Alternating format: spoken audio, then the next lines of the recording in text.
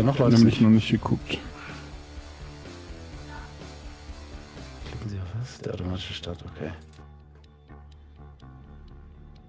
Live gehen. Oh oh. Tata!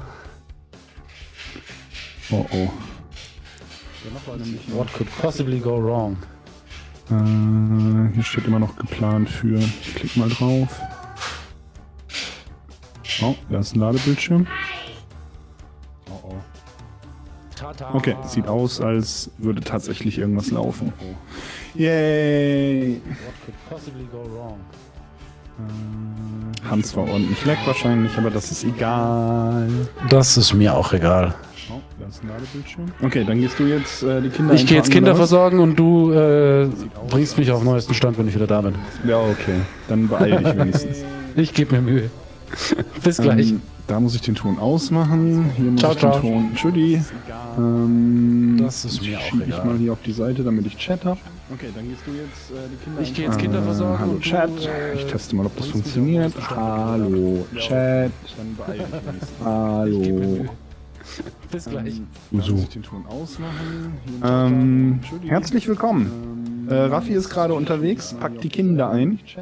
Wir wollen uns den, jetzt wollte ich Summer Games Schmaus sagen, weil das Video so heißt, das Summer Game Fest anschauen von Geoff Keighley. Das fängt theoretisch 7:45 mit der Pre-Show an, also gleich jeden Moment. Und um 8 sollte dann eigentlich das richtige Summer Game Fest beginnen. Sorry, ich schalte hier noch gerade Vollbild und alles. Und jetzt ist mein Raffi wieder verschwunden. Ich habe zu viele Fenster für zu wenig Monitore. Aber das kriegen wir alles hin. So, dann schiebe ich Discord auch noch hier hin. Dann passt es schon irgendwie. Das Gute ist, ich muss mich nicht ums Aufnehmen kümmern, weil das macht dieses Mal alles Raffi. Ich hoffe, man hört mich. Ich habe es noch nicht ausprobiert. Ich mache jetzt einfach mal hier testweise den Ton an. Das Gute ist, ich muss mich nicht ums Aufnehmen kümmern. Ich höre ein Echo. Das ist nicht gut. Warum höre ich ein Echo? Raffi, was hast du da schon wieder angestellt? Ich mache jetzt einfach mal hier testweise den Ton an. Irgendwas ist da nicht richtig.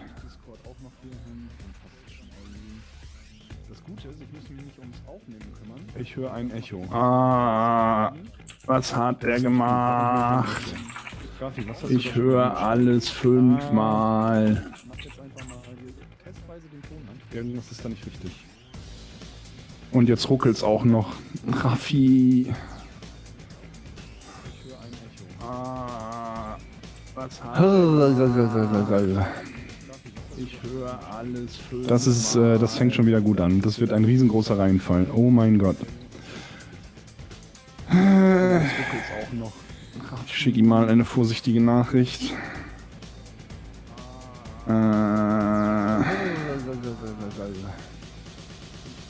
Theoretisch mache ich das. Das wird ein riesengroßer Reinfall. Oh mein Gott. Warum habe ich den Typen nicht im... Warum habe ich seine Telefonnummer, aber nicht WhatsApp? Das macht überhaupt keinen Sinn. Theoretisch mache ich da... Naja, ich hoffe einfach mal... Das funktioniert... Nee, das funktioniert nicht. Ich sehe es ja schon. Warum habe ich seine Telefonnummer? Warum sollte auch mal irgendwas funktionieren? Das macht überhaupt keinen Sinn.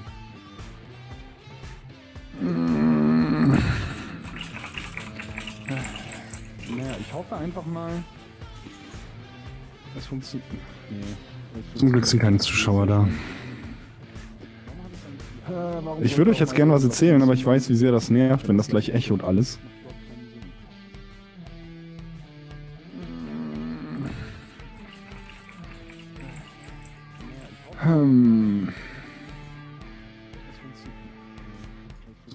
Hat er seinen Discord noch angelassen? Was passiert, wenn ich mich im Discord mute? Warte mal. Test, Test, Test, Test, Test.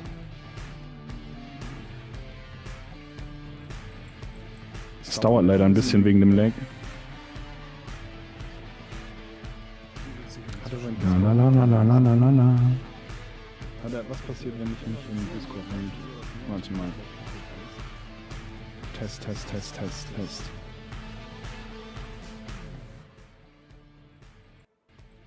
Es dauert leider ein bisschen wegen dem Lag.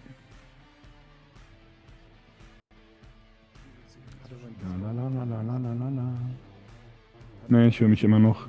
Ich glaube, er hat einfach den YouTube-Stream noch irgendwo am Laufen. Der Nasenbär.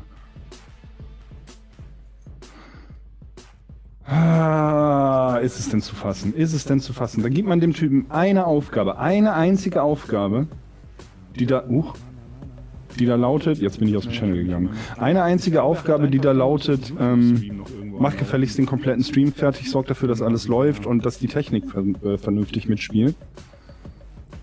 Und dann sowas. Ist es denn zu fassen? Da gibt man dem Typen das ist eine einzige peinliche Katastrophe mal wieder. Das ist, ich werde mich beschweren. Eine einzige Aufgabe, die da lautet. Das Bild hat mittlerweile komplett den Geist aufgegeben. Der Ton ist auch im Sack. Das ist ich weiß gar nicht wohin mit meiner wie ist das Wort für böse sein? Mit meiner Wut. Das ist, ich werde mich beschweren. Gleich fängt irgendwann das Gamefest an und wir bekommen nichts davon mit, weil ihr alle mich 100-mal hört und das Bild nicht funktioniert. Und wessen Schuld ist das alles? Ich weiß gar nicht, die von dem Kreis da nebenan. Der natürlich noch nicht da ist. Gut, wir haben noch 10 Minuten Zeit. Vielleicht schafft er es ja. Vielleicht kriegt er es noch hin. Ich werde einen Poll starten. Kann ich das überhaupt? Ich bin gar nicht mit dem Daumenschmaus-Account drin. Ich glaube, ich kann das gar nicht. Mist.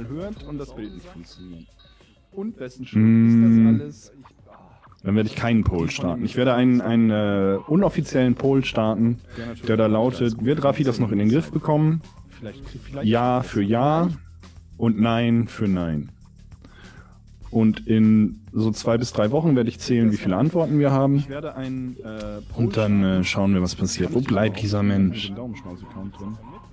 Raffi, komm und fix das. Naja. Okay, also, Summer Game Fest 2022. Es gibt keine E3 dieses Jahr. Wegen bekannter Problematiken, aber es hat sich schon eine Menge angekündigt jetzt für Summer Game Fest. Zum einen natürlich der Kili selbst, der sich wie üblich relativ bedeckt hält, was Ankündigungen und so weiter angeht, aber eine Nintendo Direct soll es wohl denn geben am 12. Wenn ich das noch richtig in Erinnerung habe. Die Microsoft Bethesda-Konferenz wird auch stattfinden in ein paar Tagen. Da werden wir auch wieder dabei sein und dann hoffentlich mit ein bisschen besserer Technik. Und zwischendrin gibt es natürlich das ganze Gekrebse wie PC Games Show und sonstige Shenanigans. Ich habe leider den Plan gerade nicht vorliegen, weil ich wie immer top vorbereitet bin. Aber ihr könnt euch darauf verlassen, wenn irgendwas Tolles kommt, werden wir 2-3 Wochen später darüber reden, wie jedes Mal. Was jetzt den Kili-Teil selbst angeht, habe ich keine Ahnung, was es da geben könnte. Also ich habe mich auch absichtlich ein bisschen ferngehalten von allen möglichen Verdachtsmomente, Threads und von irgendwelchen Reddit-Spekulationen, weil ich mich eigentlich gerne überraschen lassen will.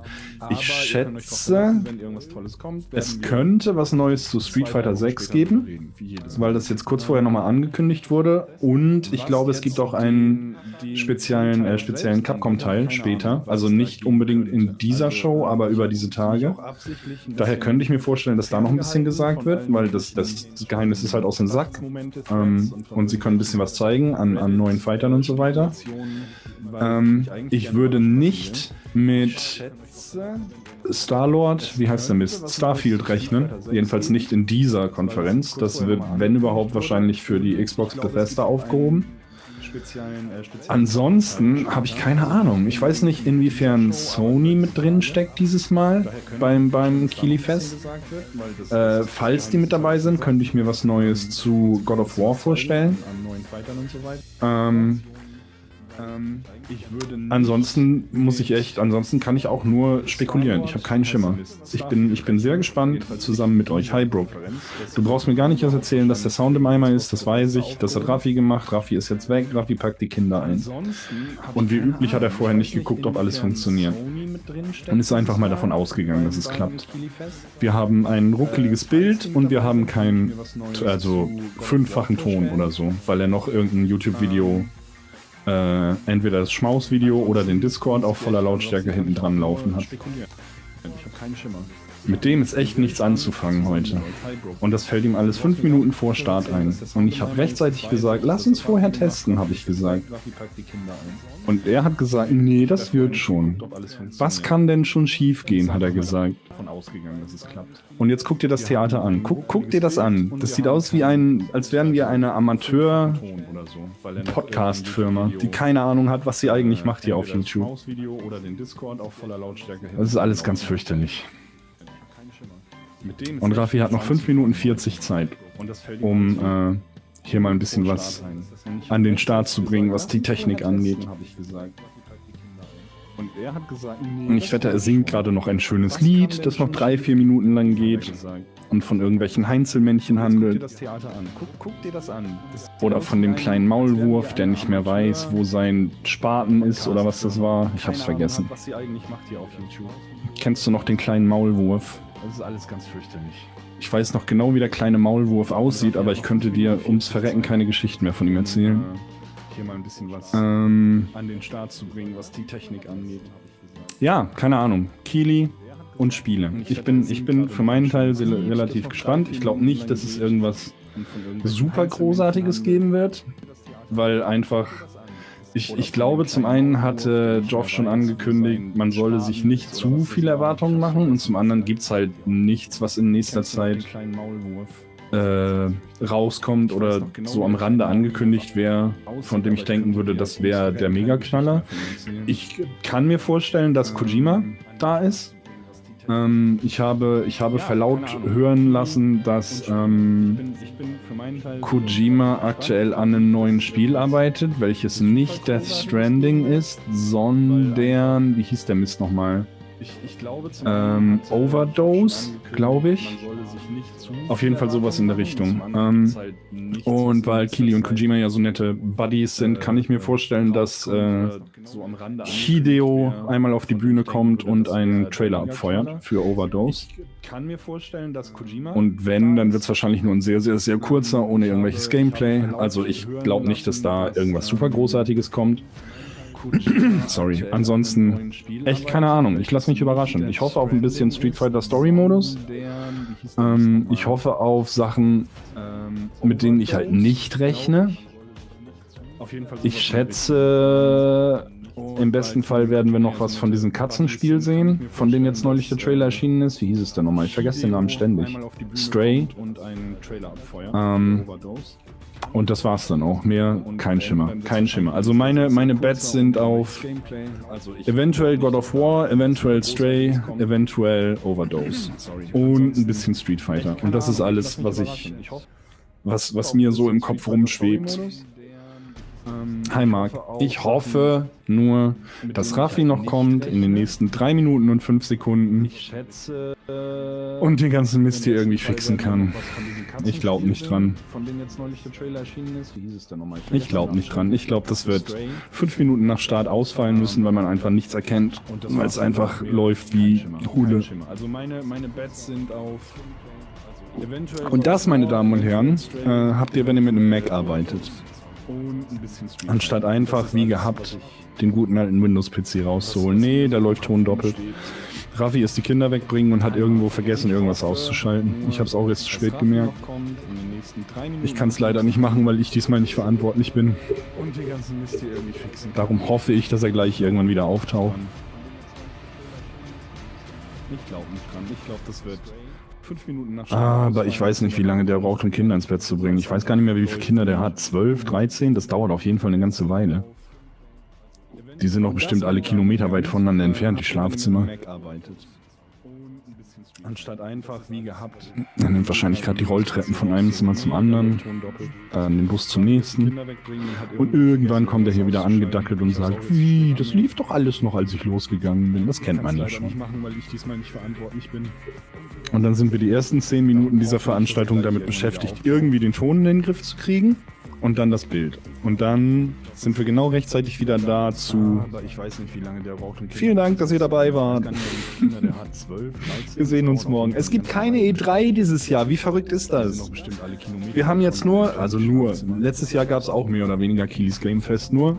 Und keine wirkliche E3. Wahrscheinlich gerade die Rolltreppen. Aber das ist trotzdem komisch. Irgendwie selbst mit so einer, wie kann man das sagen, ohne als beleidigend zu werden? Mit so einer Krücken-E3 wie letztes Jahr hat man irgendwie noch dieses, oh, das passiert jetzt alles um die E3 rum Gefühl gehabt. Und mittlerweile ist da irgendwie nichts mehr. Jetzt gibt es ein paar Veranstaltungen im Juli und irgendwo dazwischen das Summer Game Fest. Und selbst da hätte ich fast das Datum verpasst, weil irgendwie der komplette Hype an mir vorbeigegangen ist. Ich weiß gar nicht warum. Ich habe nichts davon mitbekommen bis vorgestern. Also ich wusste, dass es kommt, aber ich wusste nicht, dass es heute kommt. Ich bin von nächster Woche oder Wochenende oder so ausgegangen. Oh nein. Etwas passiert hier auf meinem Bildschirm. The following program may contain content that some viewers may find offensive. Das ist ja schon mal ein guter Start. Das ist ja schon mal ein Mega-Start. Oh, ich höre nichts. Sekunde. So. Hätte ich fast das Datum verpasst, weil irgendwie der komplette Hype an mir vorbeigegangen ist. Okay, dann müssen wir das jetzt, ich habe keine Ahnung. Ihr müsst raten, was passiert, weil ihr garantiert nicht sehen könnt, wenn ich mir den Stream gerade so anschaue. Aktuell steht Kili auf der Bühne und erzählt irgendwas. Ich weiß nicht, ob man den Ton hört. Warte mal. Was passiert hier auf meinem Bildschirm? The following program may contain content. Achso, ich lagge noch hinterher. Sekunde. Das ist ja schon mal ein guter Start. Das ist ja schon mal ein Mega-Start. Oh, ich höre nichts. Sekunde. Ja, ich weiß nicht. Hört ihr was? So. Ich bin nicht sicher. Ich höre nur mich selbst in mehrfacher Ausgabe. Ich habe keine Ahnung. Ihr müsst raten, was passiert, weil ihr garantiert nicht sehen könnt, wenn ich mir den Stream gerade so anschaue. Ja, ich glaube, diese Offensive-Nachricht gab es letztes Jahr auch schon, wenn ich mich richtig erinnere. Also da mache ich mir noch nicht zu viele Gedanken. Ich denke mal Call of Duty und so ein Quatsch. Achso, ich lagge noch hinterher. Sekunde. Hört ihr jetzt irgendwas von Kili oder hört ihr gar nichts? Dieses Delay macht mich wahnsinnig. Das ist so viel schlimmer als bei Twitch. Oh ja, Street Fighter. Hab ich doch gesagt. Street Fighter 6. Irgendein neuer Kämpfer wird vorgestellt. Mal sehen wer. Ich höre nur mich selbst in mehrfacher Ausgabe. Ich habe keine Ahnung. Ihr müsst raten, was passiert, weil ihr garantiert nicht sehen könnt, wenn ich mir den Stream dazu anschaue. Confirm. Sakura? Sakura, please. Auch schon, wenn ich mich richtig erinnere. Also da mache ich mir noch nicht zu viele Gedanken. Ich denke mal Call of Duty. Okay, wer ist es? Wer ist es? Geil. Hört ihr jetzt irgendwas von Kili oder hört ihr gar nichts? Nein, der Typ. Doch geil, wusste ich's doch. Ha. Oh ja, Street Fighter. Hab ich doch gesagt. Street Fighter 6. Oh, die neuen Designs sehen aber schon cool aus. Die gefallen mir echt gut. Und alle haben einen Bart. Alle Veteranen haben plötzlich einen Bart. Das finde ich mega gut. Sakura? Sakura, please. Was sehen wir im Hintergrund? Flugzeugträger, keine bekannten Gesichter, glaube ich. Zumindest nicht, dass ich erkenne. Im Trailer gab es sehr, sehr viel Streets of Rage gehampelt. Aber ich kenne mich damit nicht so sehr aus, dass ich jetzt jeden Streets of Rage Charakter am Gesicht erkenne.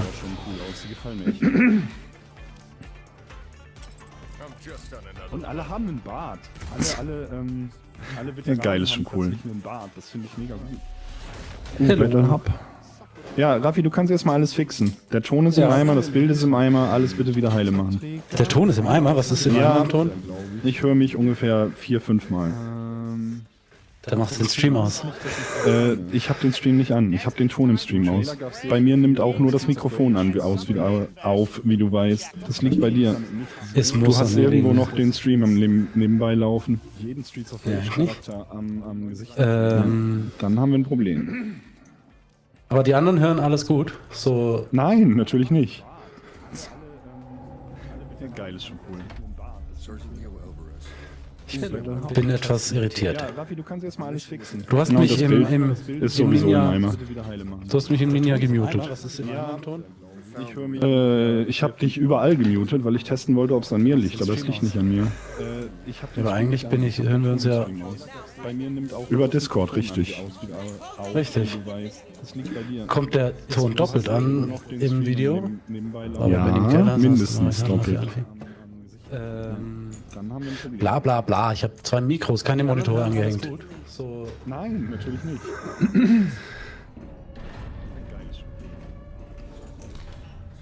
ich bin etwas irritiert. Man hört ihn aber etwas so laut wie mein erstes Echo. Also ist der Stream zu leise. Ich habe dich überall gemutet, weil ich testen wollte. Was? Korrekt. Aber es liegt nicht an mir. Das Video eigentlich hören wir uns ja. Aber warum gibt es ein Echo von mir? Das macht überhaupt keinen Sinn. Es gibt ein Echo von uns allen.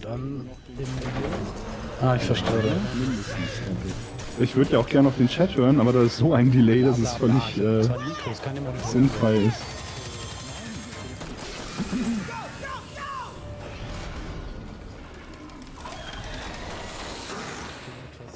Und da haut er wieder ab. Mein erstes Echo. Das ist der Stream zu leise. Eieieiei. Ja, es tut mir fürchterlich leid. Nächstes Mal machen wir es besser. Warum gibt es ein Echo von mir? Das macht überhaupt keinen Sinn. Es gibt ein Echo von uns allen. Ja, Raffi ist auch doppelt, sage ich ja. Ich würde ja auch gerne auf den Chat. Ich bin zu 99% überzeugt, dass er einfach den Stream irgendwo noch auf halber Lautstärke laufen hat.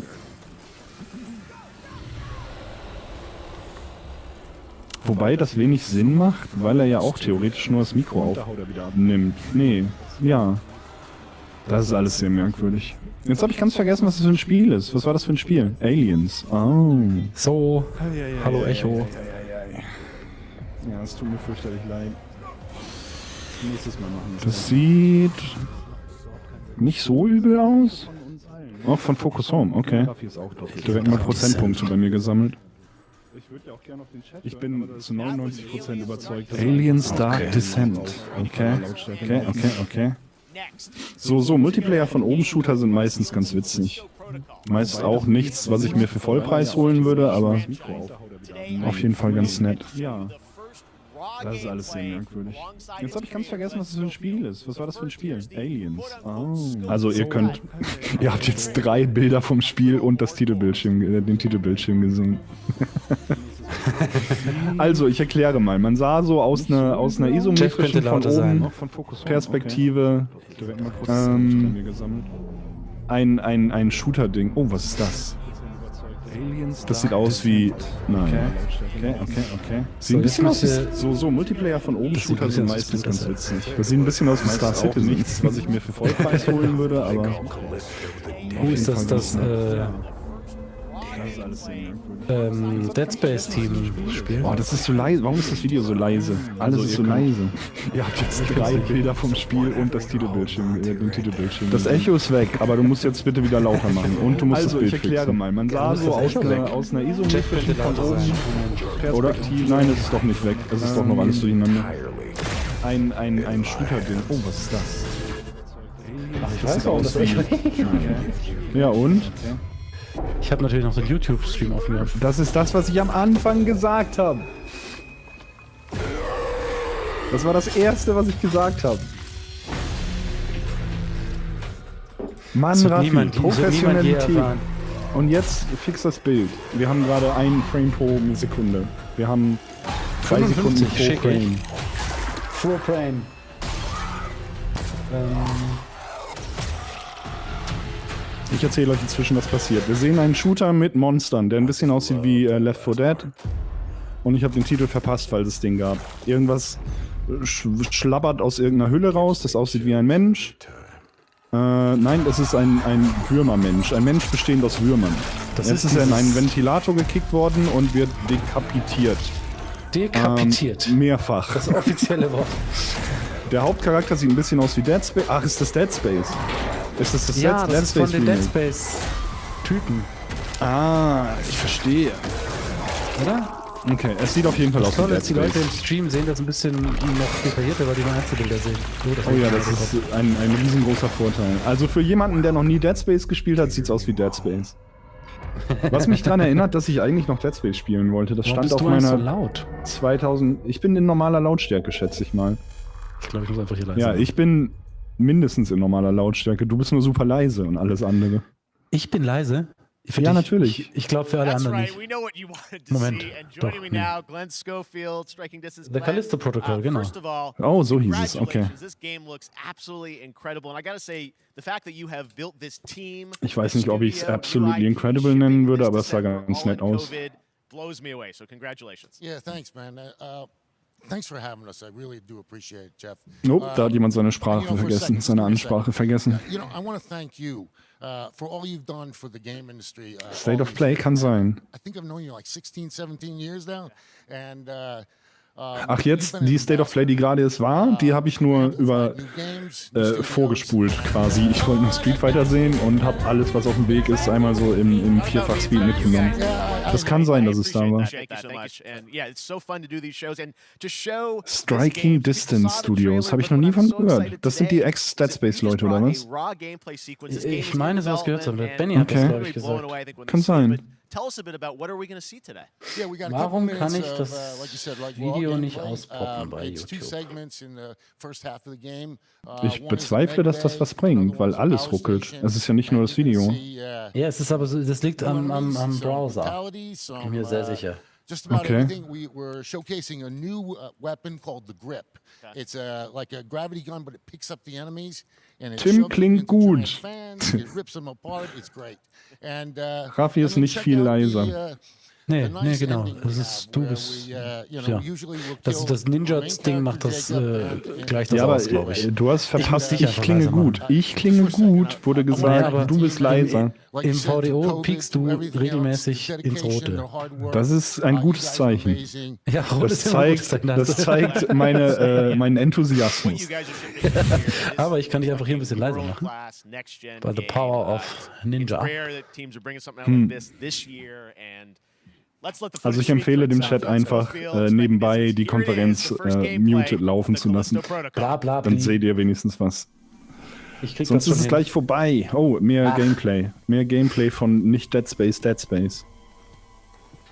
Das sieht ganz nett aus. An die Gläser hätte man auch ein bisschen mehr Spiegelung machen können. Also das war enttäuschend. Captured on Next-Gen Hardware Game in Development. Also, es wird im Endeffekt völlig anders aussehen als das hier. Du bist immer so schön pessimistisch. Was ist denn Next-Gen Hardware heutzutage bitte? Eine PS6 oder was? Ich glaube, PS5 qualifiziert immer noch als Next Gen. Oh, glaubst du, es wird bald eine PS Plus angekündigt? Eine PS, wie heißt das Pro? PS5 Pro? Bald? Nee. Die ist jetzt noch Nee? keine 2 Jahre draußen. Nee, das ist halt noch 2 Jahre. Wie lange hat das bei der PS4 gedauert? Ich glaube 4 Jahre ungefähr. Okay. Das sieht...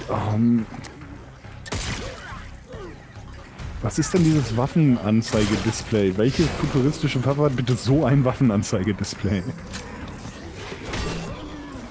Ah, es sieht so 0815 aus. Ja, ich denke, wenn man Dead Space mag, wird man es wahrscheinlich toll finden, aber es sieht so 0815 aus. Hättest du mir gesagt, das wäre ein Horror Splinter Cell oder ein Dead Space Remake, hätte ich alles unbesehen geglaubt. Das sieht aus wie jedes andere Spiel, das im Dunkeln spielt, mit Waffen. Callisto Credits. Nee. Einen Link, warte. Link, wozu? Nein, papp. Schick die Leute nicht weg. Bleiben noch hier, die hören uns zu. Die wollen aber auch was sehen. Ach, sehen, schmähen. Wir sagen euch Bescheid, wenn es wieder läuft. Hauptsache, ihr schaltet uns nicht ab. Ihr müsst mit einberechnen, dass wir ein bisschen Lag haben. Also ihr müsst ein bisschen zurückspulen. Ich bin jetzt bei... Achso, steht gar keine Zeit. Tut mir leid. Er schießt jemandem ins Knie. Ich bin gerade beim Knieschuss. Und ein Geist, der in einen Ventilator gezogen wird. Sieht ein bisschen albern aus, das Spiel. Wird das jetzt? Ne, es wird nur schlechter.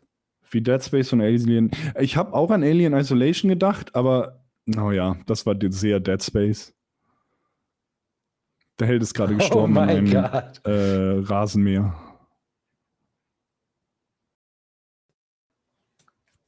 Moving on.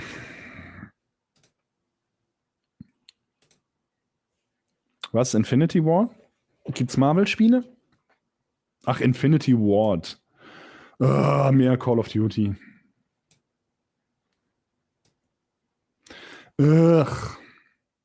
Oh, ich glaube, wir haben jetzt noch Delay zum Stream. Glaubst du? Oh, meinst du, das kann aber ja nicht sein.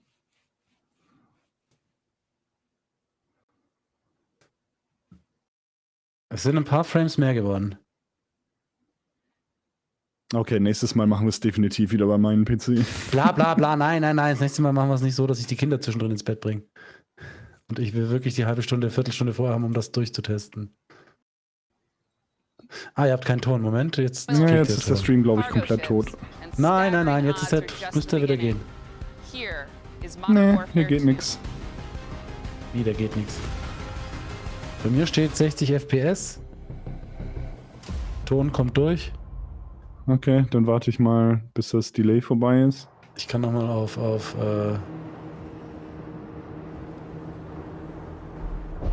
ich verstehe jetzt gerade das Problem nicht. Ja, es ist krass viel Delay. Das ist, wenn du auf YouTube streamst, das geht nicht besser. Das ist echt super nervig.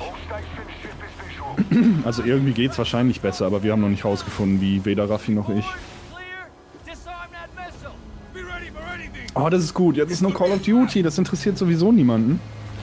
Ja, da kann ich ja weiter können wir ein bisschen Quatsch machen hier. Eieiei. Bei euch hat der Stream jetzt keinen Ton, nur ihr. Jo, es wird immer besser. Ne, der Ton müsste wieder kommen. Das musst du mir nicht erzählen, Raffi. Ich mach mal hier den Ton aus. Nee, ich höre auch keinen Ton im Stream. Das sind genauso ohne Frames. Und was reden die Leute? Wo ist meine Maus? Da. Achso, ich sehe gar nicht den ganzen Chat. Das ist das hi Chucky, gar nicht gesehen, dass du auch da bist. Oder Semichen.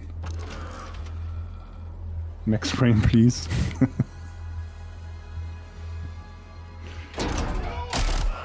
Warum ist das denn so? Vorhin ging das doch flüssig. Es tut mir fürchterlich leid. Es tut mir so leid. Ach, jetzt stell mich so an. Es sieht so langweilig aus. Die Grafik ist so hübsch und das Spiel sieht so langweilig aus. Wieso spielen Leute immer noch Call of Duty? Das ist die entscheidende Frage. Das ist mir unbegreiflich. Unbegreiflich. Und man macht immer weniger. Guck mal, du läufst jetzt echt nur noch den NPCs hinterher, wie sie langsam lange Treppen hochlaufen. Du kannst nicht mal mehr auf Sachen schießen. Du läufst einfach nur in Schrittgeschwindigkeit, bis die Ingame-Zwischensequenz vorbei ist. Dann schießt du auf 3 Leute. Und dann läufst du weiter in langsamer Geschwindigkeit. Es ist tatsächlich so. Fürchterlich. Ich hab absolut keine Ahnung, warum Spieler das Spiel toll finden. So, jetzt sollte es flüssig. Ja, okay, flüssig ist übertrieben. Das hast du, glaube ich, schon mal gesagt. Oh, da wurde es einem weggeblasen. Aber ich schicke zumindest flüssig raus. Mir kommen nicht genügend flüssige Bits an. Bababam. Badabam, badabum. Oh, der Sound ist aber gut. Das klang gerade ganz cool, als sie innen geschossen haben im Vergleich zu außen geschossen. Oh ja, krass. Also Grafik, Sound, alles super, aber das Spiel ist... Wenn man denkt, dass irgendein Doom von 1998 mehr Gameplay hatte, sage ich mal vorsichtig, als das hier, ist das schon ein bisschen traurig. Jens! Hi Jens! Ich meine natürlich, wie war dein Ringname, den du nicht annimmst? Vollidiot. Vollidiot, okay. Warum er den wohl nicht annimmt? Schnell, versteckt euch hinter der hüfthohen Deckung und werft mit Granaten. Was wirklich? Ich glaube, der wahre Skill eines Call of Duty Entwicklers liegt darin, möglichst viele random Gegenstände zu finden, die hüfthoch sind und die man ohne groß auffällig zu sein nebeneinander stellen kann. Weil irgendwann so nach Mauern und Müllcontainern hört es halt auch langsam auf und dann muss man echt schlau werden. Fensterrahmen. Geländer bringen halt nichts, weil die sind keine Deckung.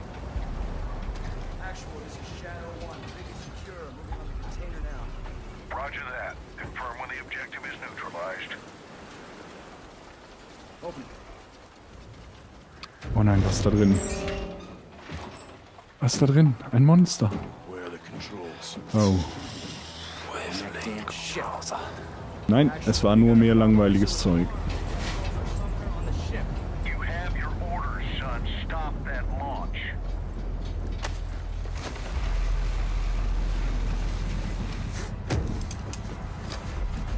Oh, okay, nahtlos ins Boot, das ist schon mal ganz cool.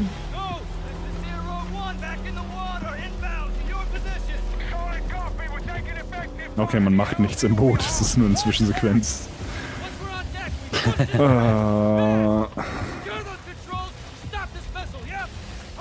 Ich wette, der Trailer hört auf, dass irgendwas mit irgendwas, das im Boot, ins Boot schwimmt, wollte ich sagen, aber das ist im Grunde das Gleiche. Aber der Gunfight. Sehr schön. Let's have ourselves a Nein, gunfight. der Trailer hört nicht auf. Der Trailer mag nicht aufhören.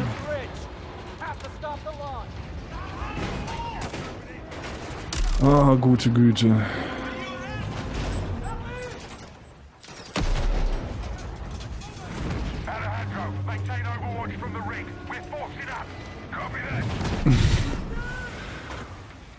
Oh, ist das langweilig. Oh, es wird auch nicht besser. Jetzt sind sie wieder in Containern.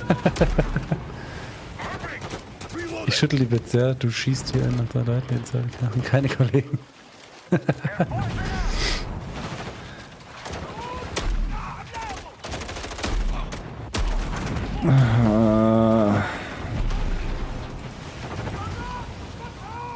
Das ist, und vor allem wird's niemand deswegen kaufen. Die Leute werden nur den Multiplayer spielen wieder. Das was für eine Arbeit für so einen Waffen-Walking-Simulator und dann spielen die Leute nur den Multiplayer, weil das Spiel halt öde ist. Selbst für Fans.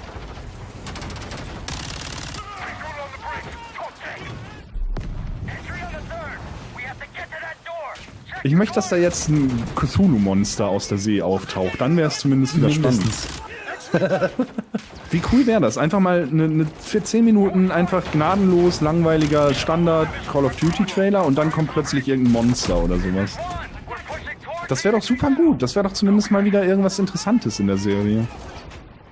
Anstatt überall nur schreiende Marines und ugh.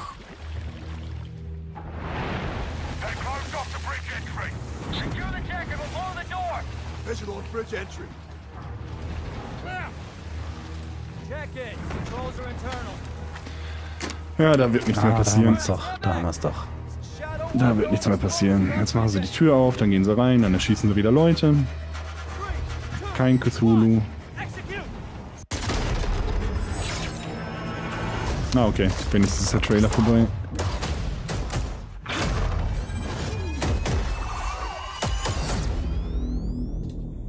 Ja, super. Open Beta. Ich kann es nicht erwarten.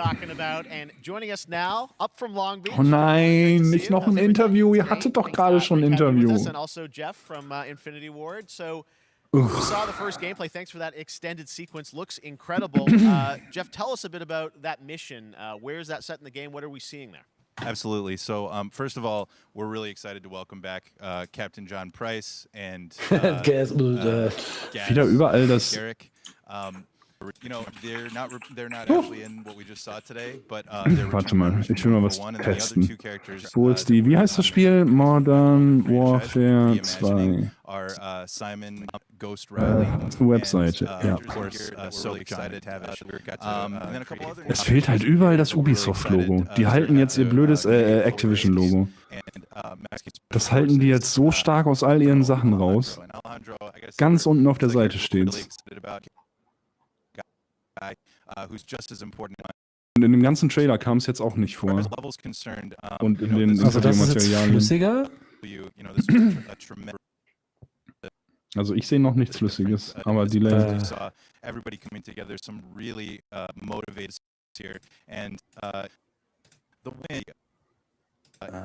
Ja, wie neues FIFA. Das trifft's tatsächlich ganz gut. Tatsächlich mal, Jens. Ausnahmsweise von dir. Es ist halt echt das gleiche Spiel mit hübscherer Grafik und netterem Sound. Und weniger Gameplay.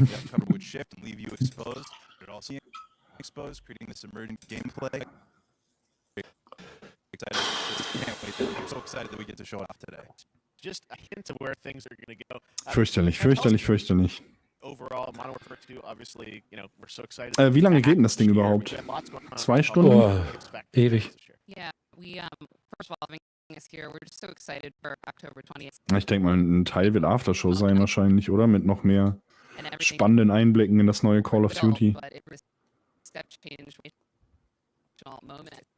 Wie sie das einzige Top auf der ganzen Welt gefunden hat, das dieses Call of Duty Neon Popelgrün als Farbe hat.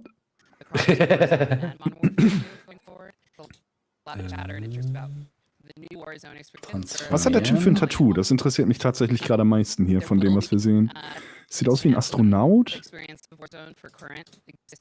Und da steht irgendein Text drüber in dem Kreis, aber ich kann nicht sehen, was das ist. YouTube, gib mir mal eine höhere Auflösung. Du bist ja schon auf 1080. Sieht aber nett aus, sieht nett gestochen aus. Ich sehe deine NDI-Tools im Stream übrigens. Jetzt Was nicht auch immer mehr. du da gerade machst. Oh,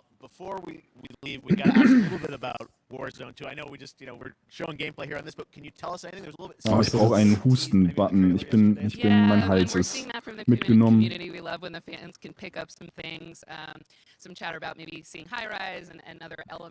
Du nimmst mein Audio jetzt über dieses Dingenskirchen auf. Über Ne? das Ninja-Zeug, ja. Wo habe ich denn das? Zu viele Windows da.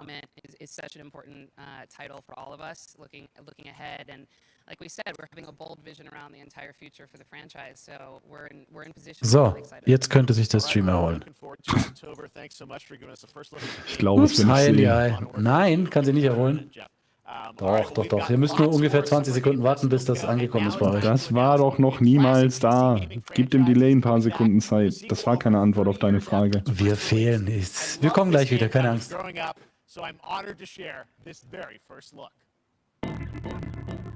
Zumindest schicke ich mehr raus. Also ich sehe es in der OBS-Preview jetzt flüssiger. Ja, es ist nicht flüssiger. Nein? Nein. Ich sehe immer noch den Frame von vor 2 Minuten. Dann drück mal auf den Live-Knopf. Aber ich guck doch live. Ich kann nicht auf den Live-Knopf drücken, weil ich schon live bin. Das sagst du so einfach. Ich aktualisiere die Seite. Nope, immer noch derselbe Frame. Jetzt ist es ein anderer Frame. Von vor 2 Minuten. Als das Interview noch lief. Und jetzt sind wir hinter dem Bild verschwunden. Ja, das ist ein krasser Delay. Das ist jetzt schon eine Minute her. Achso, jetzt seht ihr gleich wieder. Oh, Flashback 2. Oh, und ich hab's verpasst. Shit, wie sah das aus? Da ist der Würfel. Oh, wie sah das aus? Ich hab's verpasst. Guck doch zu, Mann. Chat, halt mich auf dem Laufenden. Ich hab gerade rechtzeitig zum Name Drop eingeschaltet. Ich hab das komplette Spiel verpasst.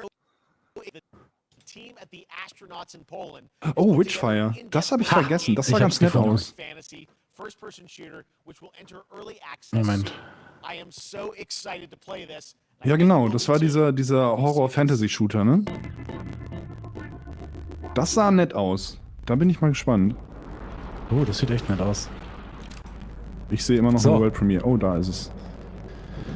Nice. Dann lieber nur euch. Uff. So, jetzt läuft das smooth as can be. Also in 2 Minuten seht ihr es dann auch. Dir ist klar, dass Bügelbrett? sie das auch in 2 Minuten erst hören, wenn der Delay angekommen ist. Ach ja, du hast recht. Hallo. Hallo, wir sind flüssig jetzt. Jetzt, Wenn ihr das alles gehört stimmt. habt. Oh, das sieht geil aus. Das sieht cool aus, das Das sieht Spiel. echt cool aus. Also so. Guck mal, so macht man einen Shooter, der interessant aussieht. Es kann doch Das nicht hat so aber- schwer sein. Das hat aber gerade so ein bisschen, Oh, ist wie ein heißt bisschen Left 4 Dead-ig. Ja, oder Deathloop. Also wie Oder heißen die? Warhammer. Ja, vom Setting her, ja. Ich weiß, was du meinst. Du meinst die Firma Franzosen. da, hä? Die Firma, ja. Die waren auch immer so Wie mit hießen die denn Faust. nochmal? Wie hießen die denn nochmal? Weiß ich nicht mehr. Auf jeden Fall sind jetzt auch Microsoft, das weiß ich. Oh, das ist cool. Seit damals das erste Wolfenstein 3D angekündigt. Nee, das erste Hi, Brock. Return to Castle Wolfenstein angekündigt wurde, glaube ich. Fand ich das immer geil, mit so Ego-Shooter-Waffen in Burgen und Schlössern und so rumzugurken. Ich finde, das ist irgendwie ein cooles Feeling. Ich freue mich sehr, dass das wieder ein Spiel macht. Das nicht Witchfire. Wolfenstein heißt. Witchfire. Oh, nettes Logo.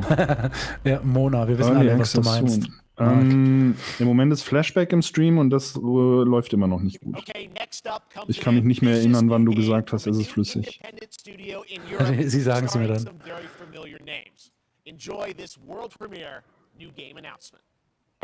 Ja, ich glaube, das war später. Aktuell schimpfst du nur mit mir. Ich schimpf mit dir. Ja, weil ich den Flashback-Trailer nicht geguckt habe. Achso. Fallen Leaf. Black Drakar, auch noch nie gehört. Iconic. Okay. Was ist das? Irgendwas in einem Greenhouse. Was ist das? Airlock? Das ist Quadrant 42. Ist das der Kojima-Kram? Der neue, das sollte doch mehr so ein Horror-Ding sein, dachte ich, oder? Overdose. Es sieht ein bisschen aus wie Kojima-Stil. Quatsch nicht. Nein, waren ja ganz andere Studios. Quatsch. Das waren ja irgendwelche hatte Studios, der von grad denen so ich ein- nie gehört habe. Terra Forzolis. Was ist das? Roger Clark, Julia Brown, Troy Baker. Oh, Fort Solis. Roger Clark, Julia Brown, Troy Baker. Aha. So nett aus. Was ist denn nicht flüssig? Das kann echt nicht stimmen. Nein, es ist absolut nicht flüssig.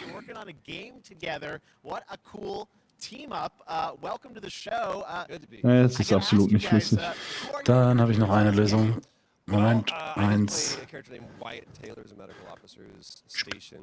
Hätte ich mal was vorbereitet. Ach, jetzt ist es doch gut. Als würde uns jemand zuschauen. Es ist minimal... Oh, halt, stopp! Gerade eben war es für eine Sekunde flüssig. Witchfire? Ich glaube, es sieht gut aus. Fummel mal erstmal nichts dran rum. Aktuell sieht's gut aus. Ich sag's doch. Nein. Oh, da war wieder ein Ruckler. Nein, ich glaube, es ist gut.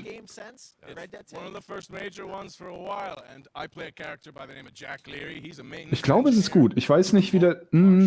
zwischendurch so kleine Ruckler, aber nicht schlimm ist. Okay, fasst nichts an, außer der Ton spinnt. Crazy. Ne, ich glaube, ich habe einfach zu viel Upload. Der geht auf 37.000 hoch. Warum? Lädst du irgendwie in 4K hoch vielleicht? Dass es Standard ist, weil du so einen hohen Bildschirm hast? 1440. Naja gut, das ist auch nicht so wenig. Achso, ich wollte hier noch die Auflösung die hier runterschrauben. Jetzt ist es aber okay. Sehr schön. Jetzt könnt ihr den blöden anderen Stream wieder ausmachen übrigens. Katze, geh weg. I mean, obviously, we had this unprecedented event with the pandemic, and that forced the way that we looked at everything as a society, but also the way. So. It was also brand new consoles. We had more tools that were being made available that were leveling the playing field between. So. Reden wir immer noch über dieses Port-Solos-Ding? Ich glaube, das sind die Port-Solos-Leute, ja. Okay. Die sind lustig. So zwei Menschen, die unterschiedlicher nicht aussehen könnten. Hier Captain Super Hipster und Captain schwer arbeitender Developer. Ja, das stimmt. Auch schön die kurze Hose, also die Flanking-Hose. Eine Cargo-Hose und Hipster-Hose. Irgendwelche Vans, Turnschuhe und schicke Lederlatschen. I get to work with one of the best in the business. And me. I get the privilege. Ist mir, warum ich nehme es mir ja selber übel, aber der Typ ist mir direkt wieder unsympathisch. Der Linke? Ja. Ich weiß ja nicht. Ich kann mit so Leuten, glaube ich, nicht umgehen. Die so Frisuren haben? Die überhaupt allgemein so angezogen sind und Frisuren haben und diese Hosen tragen und diese Schuhe haben und allgemein alles. Weiß ich nicht. Ich bin da sehr vorurteilsbehaftet. Ein Glück werde ich nie solche Hosen und solche Hemden tragen. Das freut mich. Katze, entscheiden Sie sich, wo Sie hinwollen. Bitte nicht da. Oh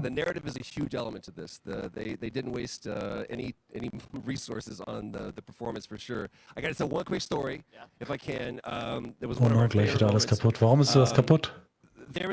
Was? Ach, ich weiß nicht. Mark ist in der Vergangenheit. Also wir sind in der Vergangenheit mit unserem Stream. Ja. Aber ich verliere keine Frames mehr. Den Stream sehe ich. Der Stream sieht okay aus. Moment, die ausgelassenen Frames zählen ständig hoch. Oh ja, jetzt. Nee, ich sehe zwischendurch nur ein paar Ruckler, aber nichts Schlimmes. Naja, das sind die paar ausgelassenen Frames, die ich... Ja, das ist okay, das kann man machen. Ist denn der Ton okay? Warte mal. Der Ton müsste passen. Der Ton vom Hintergrundvideo ist Mist. Der ist, wie sagt man das? Also so eine Roboterstimme halt. Was? Ja, der Ton vom Stream ist schlecht. Unser Ton ist okay, aber der Ton vom Video ist Mist.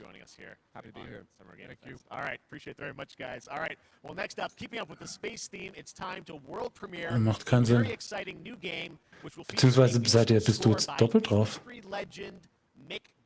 Wo bin ich doppelt drauf? Ich kann das nicht lauter machen.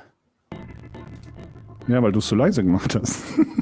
Ach, hab's dir doch gesagt. Ich hab's dir doch volle Lautstärke und hörst gerade mal so.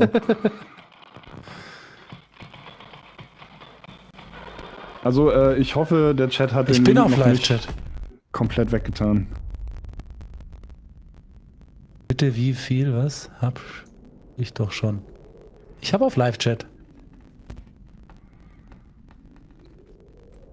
Was hast du schon? Mann. So, Marc. So, was ist das? Ich zähle jetzt die Sekunden. Na, was ist das? Lass ich meine Uhr benehmen. Ist das jetzt Kojima? Und dann stelle ich dir eine Frage. Dann bin ich gespannt. Das war falsch. Passt jetzt alles soweit von Lautstärke, Nein, du hörst es doch. Du kannst doch den Stream selbst anmachen. Ich möchte es von Marc hören. Du kannst doch den Stream einfach anmachen. Darum klappt das nicht. Weil du einfach nicht kontrollierst. Wenn ich jetzt den Stream anmache. Ja, wobei ich könnte es anders kontrollieren, da hast du recht.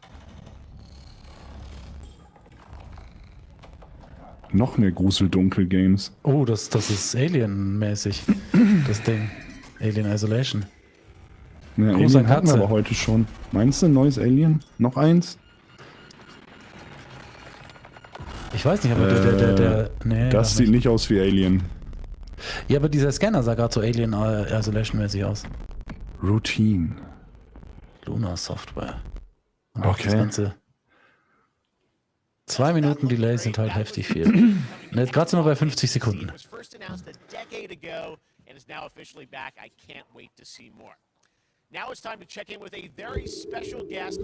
So, jetzt fix den Sound. Katze. Geht an. Das ist eine gute Frage, wie ich das anstellen soll. What's up, everybody? Warum ist der da? Was? Wieso Dwayne Johnson? Oh mein Gott.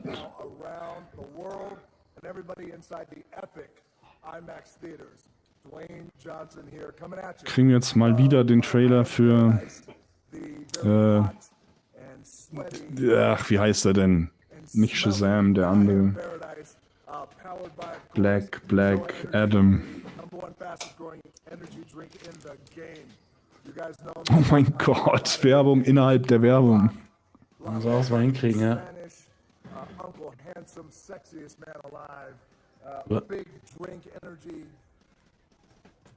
Always room for a cheesy joke. There's always room for the extra large cheese pizza, especially when I'm delivering and I deliver them often. Was geht hier? Oh mein Gott, ist das Was redet der? peinlich. Das ist mit Absicht so. And most electrifying surprise in gaming that happened. You know me as the foundation. And I gotta tell you, number one, thank you so much for the crazy response of me becoming the foundation, but also I gotta say that, you know, I've had such a pleasure working with Wovon redet der Mensch? the teams over there, and we cannot wait to show you what we have in store for the future. And speaking of the future, in the future, Was hat er gemacht? know me as Black Wenn man Adam. das wüsste. Black Adam, as millions of you know around the world who know the Black Adam mythology, he is ruthless, he is unstoppable. And for those who know, the tutorial is this. Black Adam has the powers of Superman, but the only difference, well, there's a few differences, but one of the biggest differences is Superman's weakness is magic, and Black Adam's, one of his superpowers is magic. You do the math. October 21st. Oh mein Gott. Black Adam. Das, was ich vom Stream sehe, ist relativ flüssig. And you guys will Naja, Und das Problem ist, glaube ich, relativ der up to Ton. date. in the DC universe change.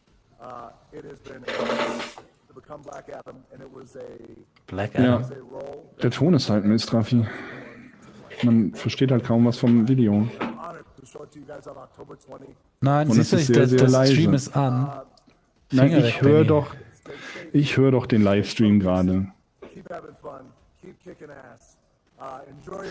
Ja, ich müsste, wenn dann kurz den Stream pausieren, weil ich die Bitrate nicht mehr runterdrehen kann. Ich habe das Gefühl, die ist sehr hoch eingestellt. Dann mach das. Komme ich dann da hier gleich wieder rein? Weiß ich nicht, aber es ist auf jeden Fall besser als das hier. Ja, aber die Bitrate ist auf 20.000 gestellt, aber unten rechts steht 33.000. Ich Das, weiß nicht. das macht doch gar keinen Sinn. Erklär's mir. Kann ich nicht. Sag mir, wie Kann das ich geht. nicht. Was passiert mit deinem Avatar? Was passiert mit meinem Avatar? Der war gerade winzig klein. Ach so, weil die Katze vor die Kamera gelaufen ist. Ah. Ah, ich hätte auf limitierte Bitrate klicken sollen. Ah, das kann ich immer noch. Maximal. Ah, das war, dann machen wir so. 25.000. Okay. Da steht immer noch 33.000. Das funktioniert so nicht. Mach halt Pause, fix den Ton, mach wieder weiter. Das wird schon gehen. Ich weiß nicht, wie ich den Ton fix. Ah. Das nächste Mal mache ich das wieder.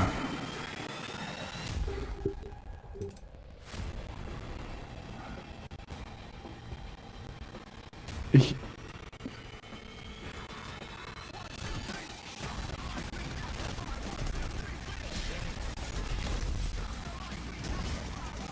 Jetzt höre ich, was du meinst mit dem Sound. Ach so, jetzt hörst du es. Bla bla bla.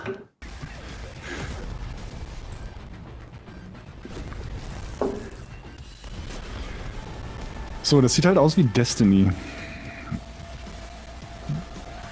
Wie Warhammer Destiny.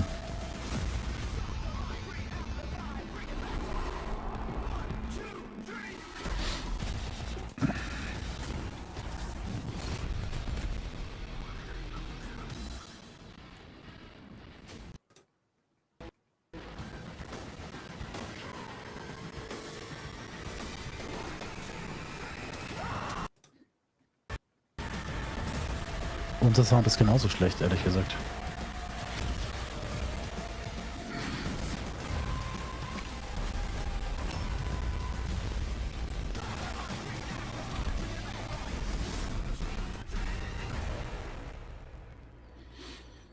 Wenigstens ist die Musik gut. Outriders World Slayer. Hey, jetzt sind's Was nur noch war denn nochmal 12.000. Outriders? Was war denn nochmal Outriders? Das gab's schon mal. Outriders. Switch? Switch? Splatoon 3, was? Aus hier Splatoon. los? Monster Hunter. Also eine Compilation aus alten Spielen, die man schon kennt. Also aus angekündigten Spielen. Capcom Fighting Connection, Xenoblade.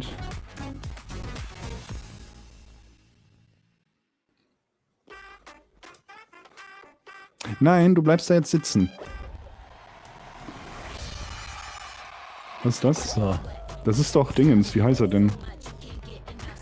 Wie hieß der Typ nochmal? Den Der kannte ich, glaube Festton ich. ist Nox. Ja, ist er. Das Video an sich geht. Der Ton ist aber Sub. Canonibus. Nicht noch mehr Fall Guys. Niemand interessiert Fall Guys in 2022. Ich habe noch nicht einmal Fall Guys gespielt. Du hast nicht viel verpasst. Tja.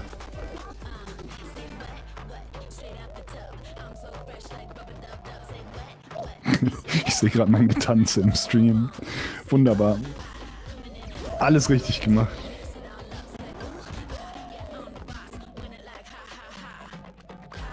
Kumo, du kannst nicht die ganze Zeit hier hin und her laufen. Du kannst dich gerne hier hinsetzen. Oder dahin hüpfen, aber nicht hin und her laufen.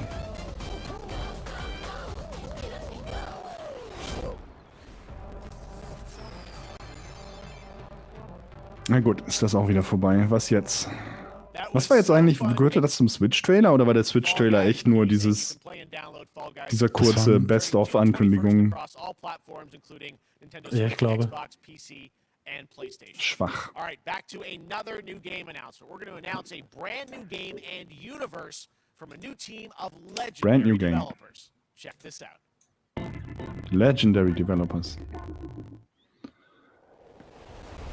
Overdose. Ja, geh bitte zu Gronk, Jens. Frost Giant. Frost Giant Studios. Was haben denn Frost Giant gemacht? Kenne ich die irgendwo? Der Name sagt mir, glaube ich, nichts. Aber das muss nicht viel heißen. Ja, das sieht lustig aus, ja. Hm? Das ist Batman? Sieht aus wie Batman. Was ist das?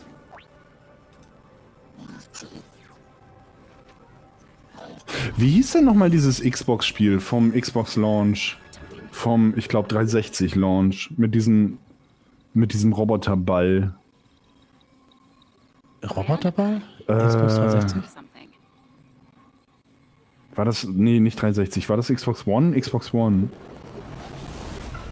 Wo du so ein Mädel gesteuert hast, die einen Roboter bei sich hatte, der andere Sachen übernehmen konnte, wenn du einen Ball da drauf geschmissen hast oder so. Nicht Pokémon. Du meinst aber nicht Cameo. Nee. Das war 360. Nee, nicht Cameo. Aber das ist das auch nicht. Was ist denn das? Wenn ich das... Im OBS-Monitor ist der Sound in Ordnung, aber im Stream kommt der Scheiße an. Das ergibt doch alles hinten und vorne keinen Sinn.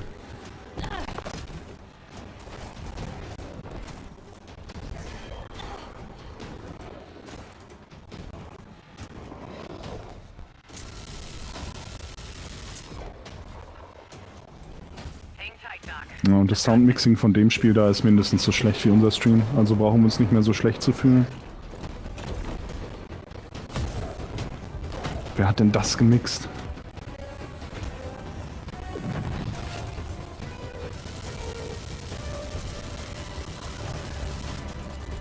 Geh doch noch näher dran mit deiner MG an den Typen.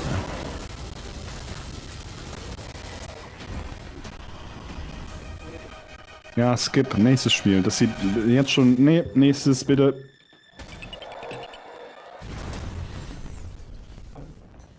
Glad you could make it. We gotta move. Now. There's a storm coming. Wie hieß das Spiel? Weiß ich nicht, kam noch nicht. Ja, Stormgate.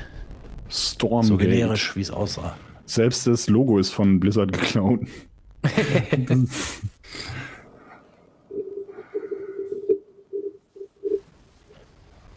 Ja, nee, ich verzichte. Danke. Danke für die Webseite, aber nein. There you have it, Tim. Congratulations. Oh nein, Stormgate is Interview. real. We have the Ugh. name and some details. So, first of all, congratulations on this announcement. We're so excited about the return of RTS, brand new franchise. What is a Stormgate, though? Switch waren nur die Kurzdinger, ja.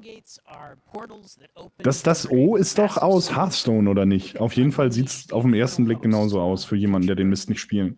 Welches O? And we saw some Ja, hints, stimmt. I Das mean, könnte you Hearthstone guys sein. coming from Blizzard and StarCraft, everyone wants to know about races. Tell us about the sides in this RTS game.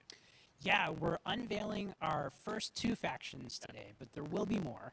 So the Human Resistance, and we saw an archaeologist from the Human Resistance in that intro cinematic. Moment. And then also the Infernal Hosts, who are these demon-like monsters who come from another world. I think one thing everyone wants to know about, especially your background pedigree of the team, where do you want to push the RTS genre? But, opportunity for a lot of innovation. I know you're going to show us, I think, some hints. Das ist ein RTS? Oh, okay. Actual gameplay made in Unreal Engine, but any sense of what you want to do for the gameplay? Ja, so ungefähr 1 Bit für den Sound. Absolutely. But the first thing I Über wanna alles über say dieselbe is NDI-Leitung. we are Aber jetzt hat very sich's bei conscious of 12.000 staying eingependelt. true to what players already love about RTS. We're Geil. trying to push the genre, Roboter Jeff. be innovative. First off, approachability.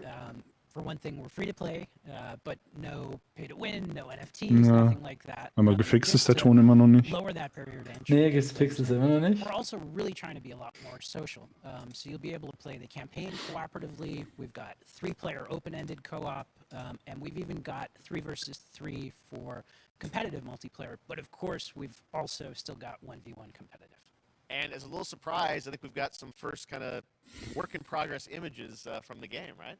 Yeah, these are still very much still being worked on, but some shots of actual assets that we're building in Unreal Engine 5.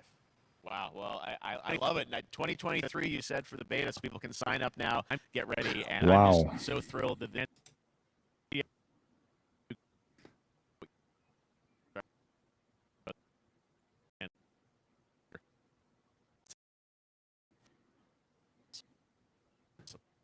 Das ist schon heftig, der Delay. Ja, ungefähr so sieht's aus. Ein Videospiel von der KI erstellen lässt. Ja, schon ein bisschen. Aber das waren Ex-Blizzard-Leute, also war ich gar nicht so weit entfernt mit dem Hearthstone-Ding. Ach, das waren? Okay. Demagog Studios. Rogue.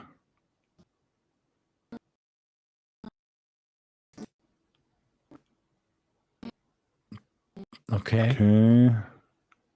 Waterworld. Das sieht aus wie, wie heißt denn das? Das andere Indie-Spiel in der überfluteten Stadt, mit dem man mit dem Boot rumschwimmt. Keine Ahnung. Aber das scheint nicht nur das zu sein. Oder doch? Mann, ich und mein Namensgedächtnis. Wie hieß denn das?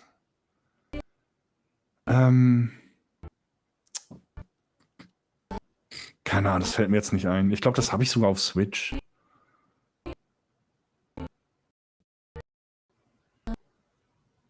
Ups, das ist auch noch schlechter geworden.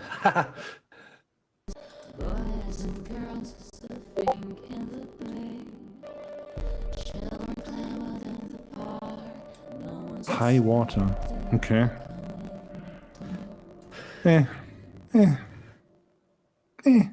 what a breathtaking trailer. High Water is an adventure strategy game set in a world ravaged by extreme climate change.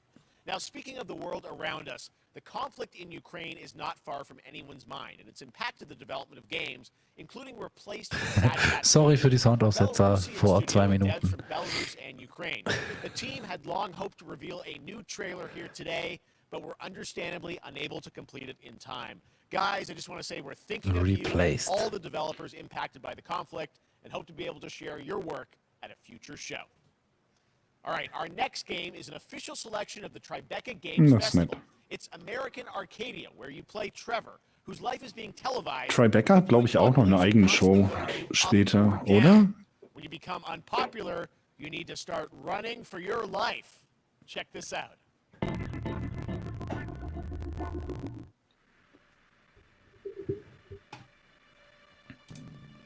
Picture a city where technology and science go hand in hand with fun and entertainment. My grandfather, Elijah Walton, had a dream to build the city of tomorrow. That dream is now a reality, and that city is Arcadia. A 43-square-mile metropolis where each and every citizen enjoys a life of luxury and comfort. Broadcast live 24 hours a day, 7 days a week on every digital platform. American Arcadia. Okay. Control. Subject on the Ein Sims-like? Interrupt broadcast. Nein. Aber mehr mit Schade.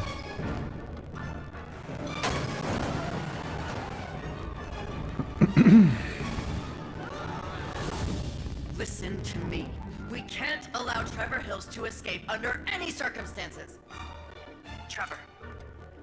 Trevor, can you hear me? Be careful and don't make a sound. Don't worry. I'm going to get you out of there.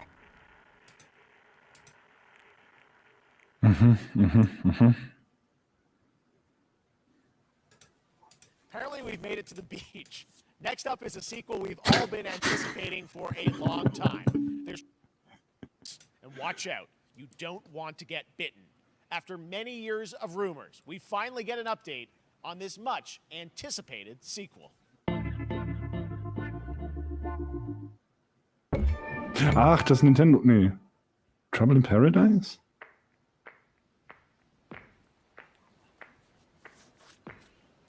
Was ist das?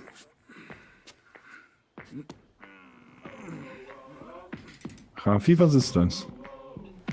Tennis. Mit Kopfhörern. Was ist das?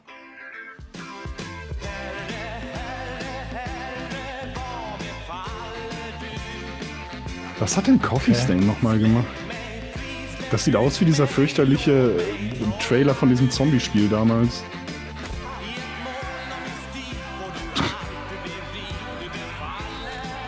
Das ist eine Parodie von diesem Zombie-Spiel. Das ist fucking Goat Simulator.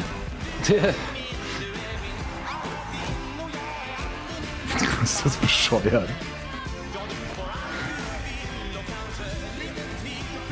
Valheim hat Coffee Stain gemacht und... Haben die Goat Simulator gemacht? Na, ja, haben die. Ja, okay. Es ist Goat Simulator 2. Ja. Es ist Goat Simulator 2. Hey, der Sound ist besser geworden. Ich hab's geschafft, wie auch immer. Was ist was? Der Ton? Der Ton ist besser. There you have it. That was Goat Simulator 3 and it's coming later this year. 3? Es gab 2? Game Store. Now, last year, Marvel and 2K Anscheinend. Marvel's Oh, Midnight Suns. Okay, ich muss leider den Stream wieder ausschalten und gucken. Das interessiert mich dann ja doch. Heroes from the Avengers and X-Men crossover with supernatural ones like Blade and Ghost Rider. Oh, dieses Wolverine-Artwork ist so schlecht da hinten. Findest du? Als ob man Lachen verkehrt rum wieder drauf gemacht Ach so, meinst du?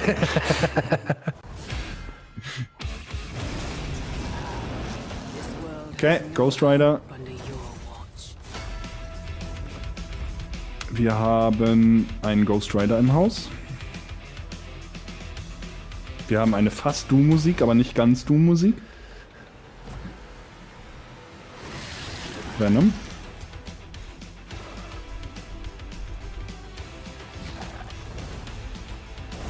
Yeah. Chatception. Oh.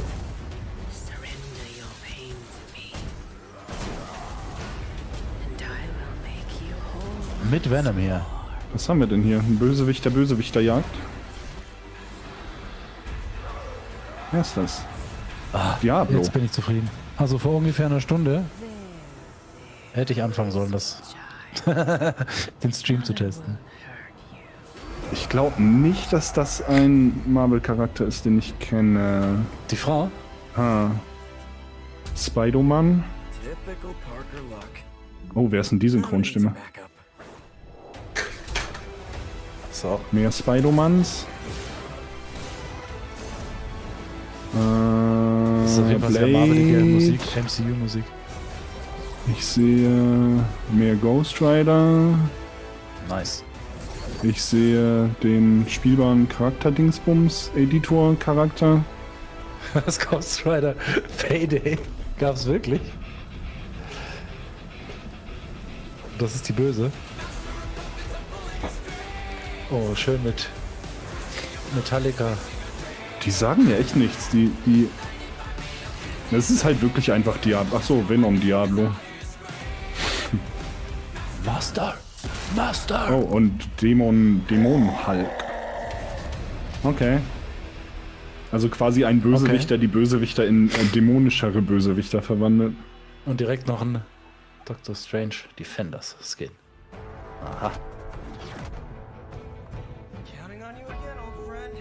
3, 2, 1. That used to always work. Well, it did that one time. Das war ein schlechtes Ende.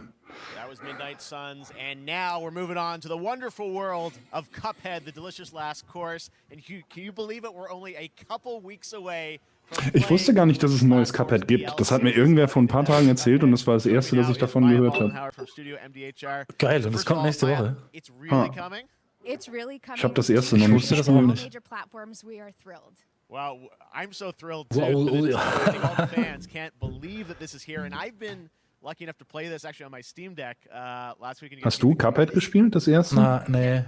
People are not going to be ready for how amazing this looks and the backgrounds and what you guys have done. I feel like you've amped up obviously the gameplay. It's difficult as we would expect, but the visual look, you guys have taken it even to the next level, which I didn't think was possible. Yeah, we absolutely did. I couldn't pinpoint one thing that we're proud of in this because we really honed our craft.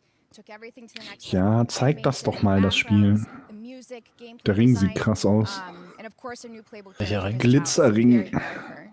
Chalice is fun to play as, and even though this is a DLC, it feels like it's its own game inside of Cuphead. Ihr Ring an der Mikrofonhand. It is, definitely. Yeah, you just get Maya, oder wie sie hieß.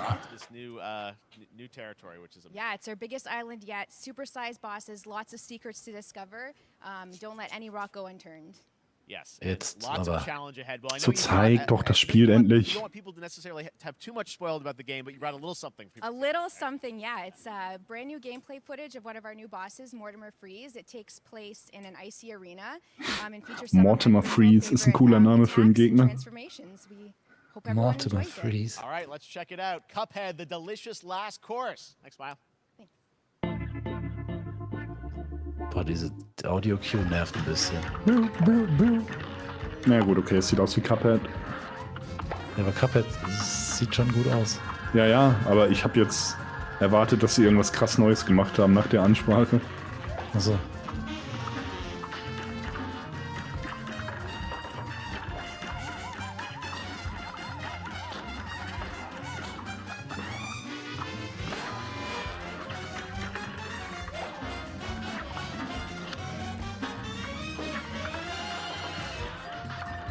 Ja, siehst du mal, hab nicht MCU-Vibes gekriegt bei der Musik.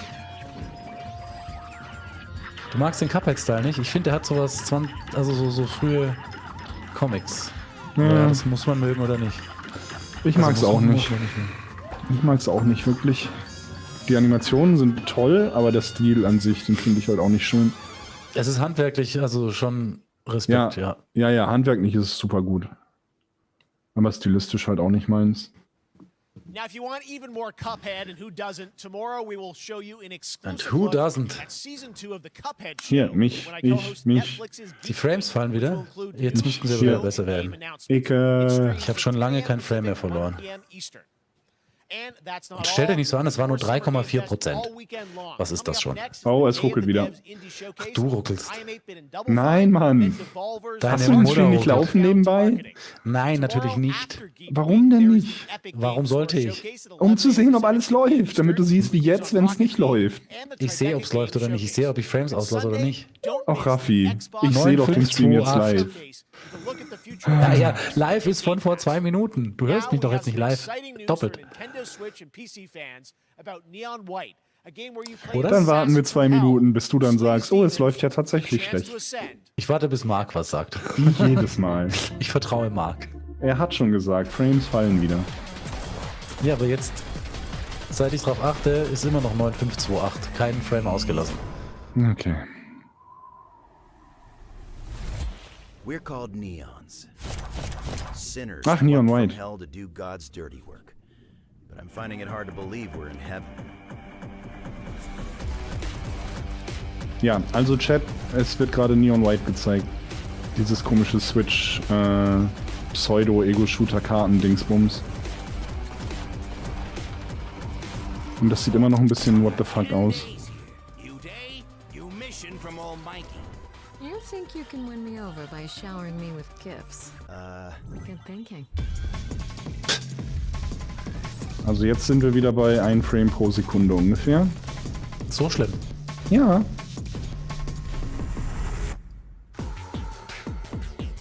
Wahrscheinlich eher weniger als 1 Frame pro Sekunde. Der hier läuft jetzt schon bestimmt 3 oder 4. 5, 6, Lad 6 noch mal Sekunden. neu. Lad mal jetzt nochmal neu, weil Es läuft doch live. We've shown you Ja, lots nee, of Es nicht, ist ein ja nicht YouTube-Video. huge teams. Now it's time for a game made by a single father in Poland. Over the past year, he's brought on some help to bring his vision for a fast-paced action Dann game. hab ich den doch laufen. Midnight Fight Express for life. Let's take a look.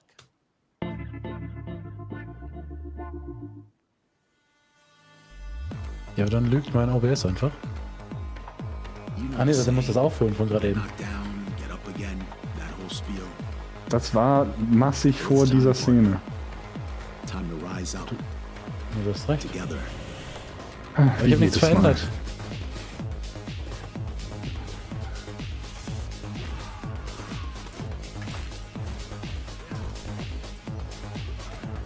Ja, wird wieder Zeit für den Link. Habt ihr den noch? What's happening? The big guy's actually going through with it. While I sat at his side, seeing lives as dollar signs, had the stink of corruption all over me. And you know who put it there? Nah, not him. Me. Well, I ain't wearing it anymore. And neither are you. Tonight? Ja, das Spiel sieht immer noch so aus wie beim letzten Mal, wo es angekündigt wurde. Und ich habe immer noch kein Interesse, so leid es mir tut.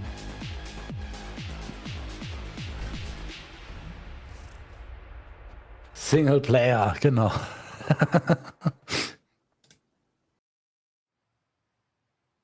Such a cool game, and I'm happy to announce that a PC demo of this game is going live right now Ein on FPS Steam. wäre gut. Ey, man darf Wünsche äußern. Es ist nicht so, dass man die für sich behalten muss. Oh, Warframe. Damit habe ich jetzt nicht gerechnet. Megan, how you doing? I'm so good. My fellow Canadian. I know. We got like, we just happen to always have these Canadian teams on the show. I don't know how that works out, right? Okay. We do. Well, we have a great connection. We've also done a lot with Warframe over the years, and I know right now anyone watching on Twitch. Probierst du gerade noch irgendwas oder haben wir jetzt einfach aufgegeben? Ich verstehe es nicht. Also weißt du, vorhin hat wenigstens OBS uns recht gegeben. Aber OBS sagt alles grün, alles gut. 60 FPS. Keinen verlorenen Frame, seit ich das vorhin gesagt habe. 9528 immer noch. Ich weiß nicht, was YouTube gerade hat. Und 7000 Kilobit ist jetzt auch nicht die Welt. Wie lange geht denn diese Sendung noch? Ewig. Summer Game Fest 2021. Die ist für 2 Stunden angesetzt, also. Noch eine knappe Stunde? Noch eine knappe Stunde, ja. Dann gucke ich mal schnell, ob ich hier irgendwas... Nein. Du lässt Ja, das hat doch keinen Sinn so. Doch, hat es. Lass es jetzt einfach. I think a lot of people can suspect what it might be, but I'm here to kind of confirm what it is that Tunnel Live is going to show. And what is that? Can I say it? Yes, I think you can. Okay, you're gonna get your first look at the DeViri paradox. Finally. Finally, I know it's been a couple years, but DeViri paradox is gonna be what 10 Alive is all about, and I'm so happy. The team worked really hard on the teaser you're about to see for it, and I'm just really proud and excited to show it. Awesome. Well, thanks so much for being here on Summer Game Fest. Let's take a look at that right now. My child, my friend, what was done? New dangers, new choices await us now. All that matters. Mal schauen, wann das ankommt. Mach mal Kaffee, ja. Das ist eine gute Idee, Marc.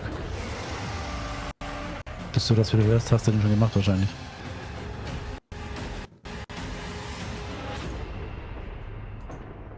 For now, dream of who we were.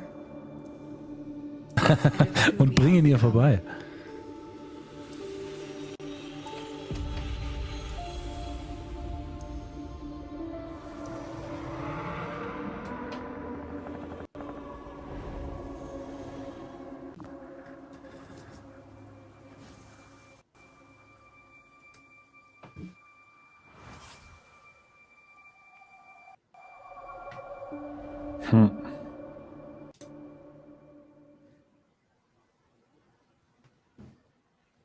Next, for a new look at Honkai Star Rail, an upcoming open-world space RPG. Yeah, a lot of space today from Genshin Impact Studio, Hoyoverse across mobile and PC. This studio Mehr continues to deliver, and this new Gachas. trailer reveals for the very first time a new and exotic realm players will be able to explore.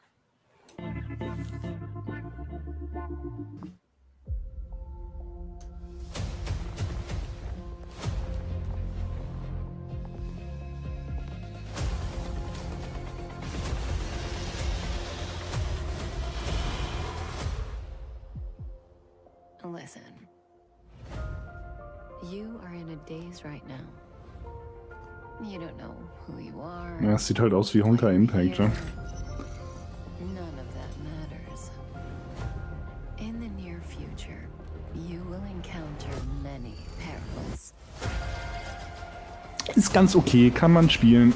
Sollte man nicht zu lange spielen. Genau wie, wie hieß es denn? Genshin.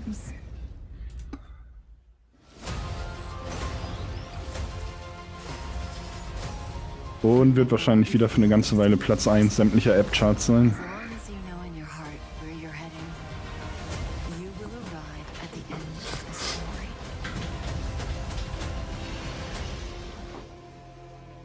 Also für die Fans freut's mich.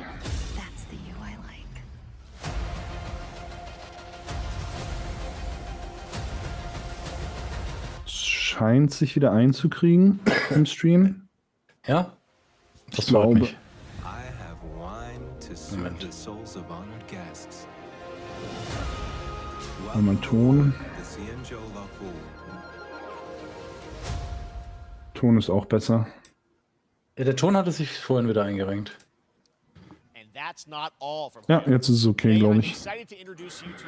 Ach, plötzlich. Ja, jetzt tu nicht so, als wären 70% der ganzen Sendung nicht Mist gewesen. Hallihallo Leute, mein Name ist der unseren und willkommen zu einem neuen Video von mir. Heute möchten wir uns mal mit etwas anderem befassen als einfach nur irgendwelche Erfindungen. Zenless Zone Zero. Auch noch nie gehört. Auch Mobile? Vermute ich ja fast. Ja, Hoyo, okay.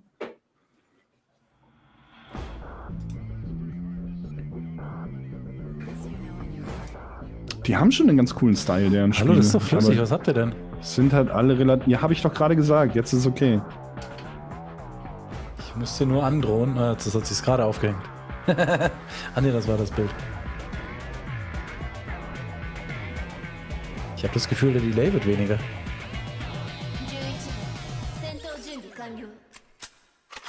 Ja, der Delay wird weniger. Schön. Musik fetzt. True. Oh ja,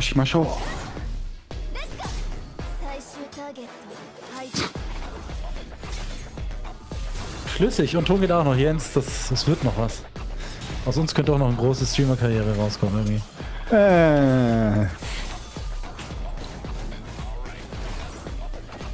Süß wie dein aber tanzt.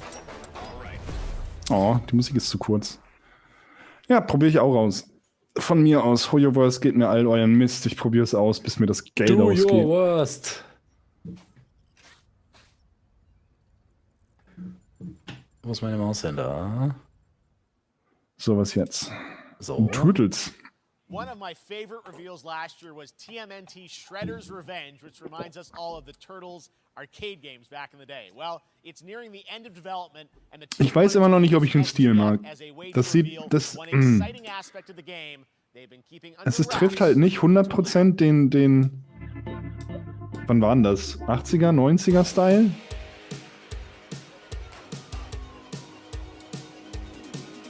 Oh, Casey?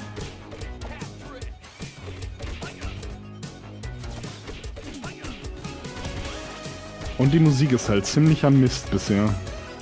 Was schade ist. Das ist echt schlecht.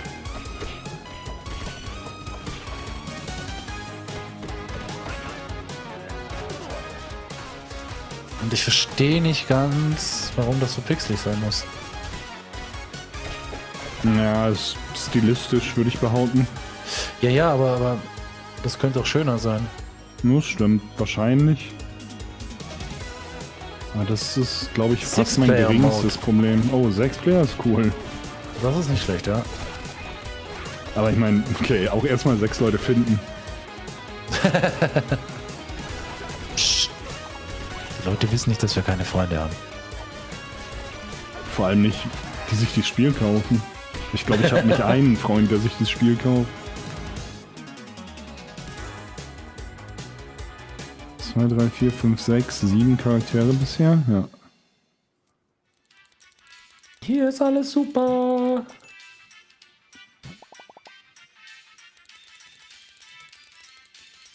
Oh, das ist gar nicht mehr so lang hin. Armament? Nein.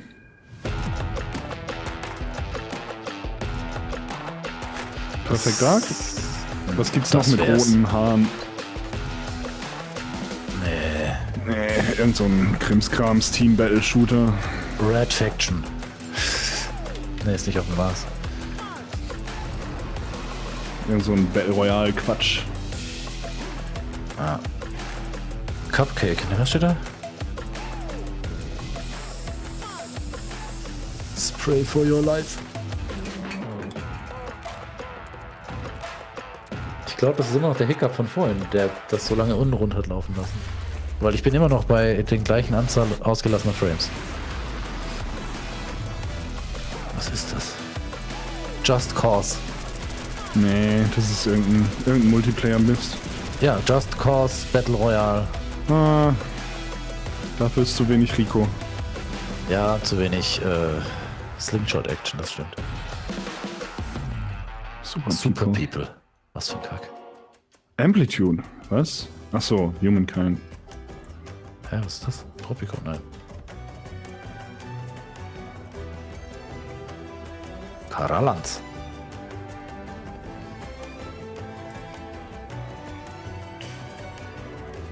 So. Ich hätte gerne dich jetzt auf den Nachtmodus herüberfahren. Cultures of Latin America, okay. Also nur ein Add-on. But wait. There's more, okay. Schlecht. Rewrite History. Aber was? Jetzt haben alle blaue Haare. Ah, okay, Konsolenport. Da haben wir blaue Haare. Und Samurai-Kämpfe im Ersten Weltkrieg, was?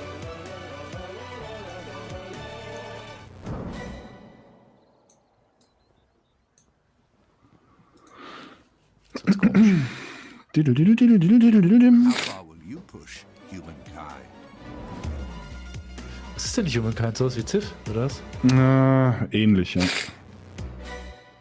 Aber hat, glaube ich, nur so mittelprächtige Bewertungen bekommen. Lars holt alles. Turtle, okay.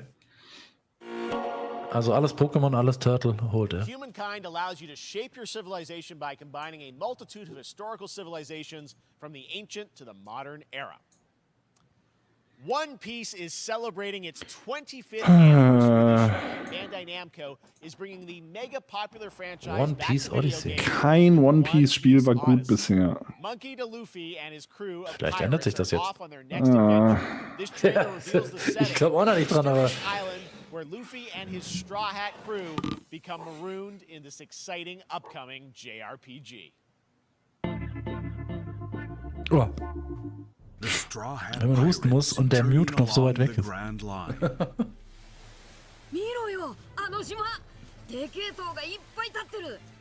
空に伸びてるあの光はなんだ。よし、面白そうだ。行ってみよう。ちょっと待ってるし。変な形の積乱雲がすごい速度で増えてる。こいつノックアップストリームだ。なんだありゃ。おい、落ちるぞ。任せろ。I got this. バースト。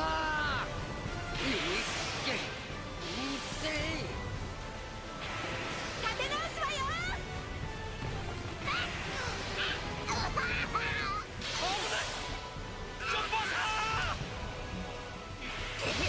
なんだよこれ。させるかよ。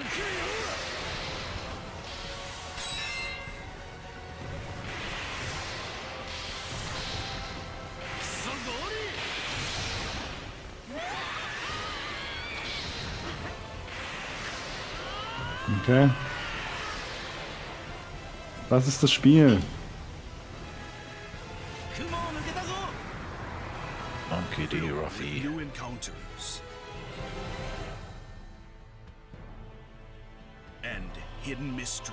Oh, warum sind japanische Trailer zu 90% so?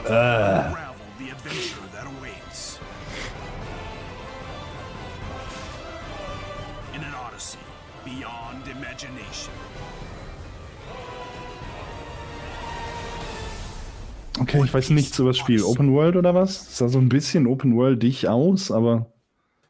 Du stellst die falschen Fragen. Wie viel Geld und wann?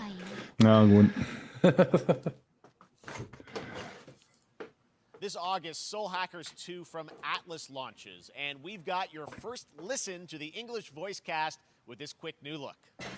Oh nein, ich habe 8 Frames ausgelassen. Ich würde keine Witze darüber machen an deiner Stelle, Raffi. Es ist nur eine Frage der Zeit. Bla bla bla bla bla.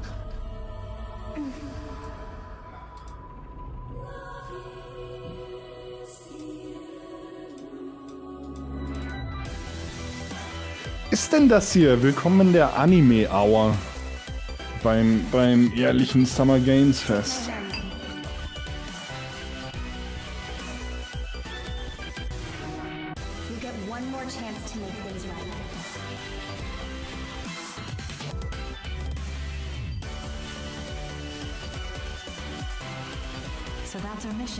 Wie es hier blinkt und blitzt, ey. Soul Hackers 2. Nie gehört. Keine Ahnung. Kam da gerade eine Warnung, dass man Epilepsie bekommt, wenn man das guckt? Nee, ganz am Anfang kam eine Warnung, dass, wie hieß die? Dass es offensive Inhalte geben könne. The Epic Mega Sale is going on right now. Save up to 75% off top PC titles with an additional 25% off eligible Danke, products. Epic. And it wouldn't be the Mega Sale without the free games vault featuring Maneater. Be sure to claim Danke, your copy before the Epic. sale ends on June 16th. Ja. Tune into the Epic Games Store Twitch channel for our summer showcase on June 10th at 2 p.m. Eastern, 11 a.m. Okay, noch was. Pacific. We're Warum sagt mir taking a keiner, look dass ich at wieder new einen Rahmen um mein announcements Gesicht and habe? updates from Warum PC habe ich titles plötzlich einen heading Rahmen to um mein the Gesicht? store this year and Du hast einen Rahmen um dein Gesicht. Ach so, habe ich gar nicht gesehen. Ja, mir ist es auch jetzt erst aufgefallen.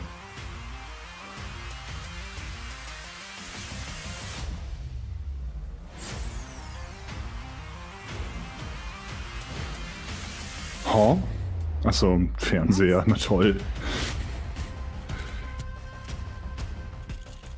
Ja, für nur 4.999 €.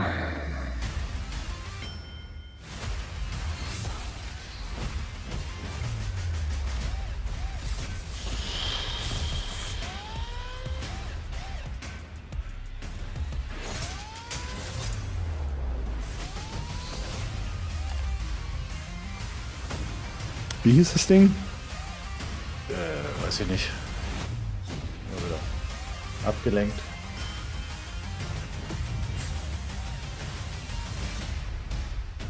Samsung Gaming Hub.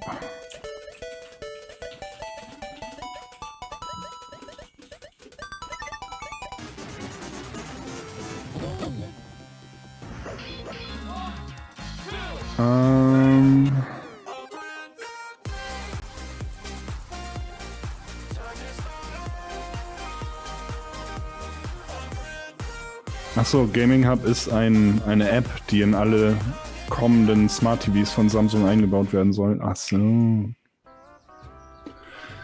Na gut. Mario Strikers? Das gab's doch schon. Gibt's keine Direct dieses Jahr eigentlich? Doch, doch. Irgendwie am Samstag oder so. Oder Sonntag. Okay. Ach, jetzt hier zwischendrin quasi? Ja, was heißt zwischendrin? Halt ein eigener Termin. Aber jetzt an diesem Wochenende, ja. Ja. My name is Carl and I'm Ach, das ist gerade Werbung, oder was? Nein. You know how in some games where the music's really good, you feel compelled to move and shoot to the beat? But what if you had to? In metal, the better you are at slaying to the beat, the more intense everything gets. And we have vocal performances from legendary artists like Serge Tankian from System of a Down. So while headbanging isn't mandatory, das war der von gerade eben. Das klang nämlich sehr nach System of a Down. Ja. PlayStation platforms, so go check it out and slay to the beat.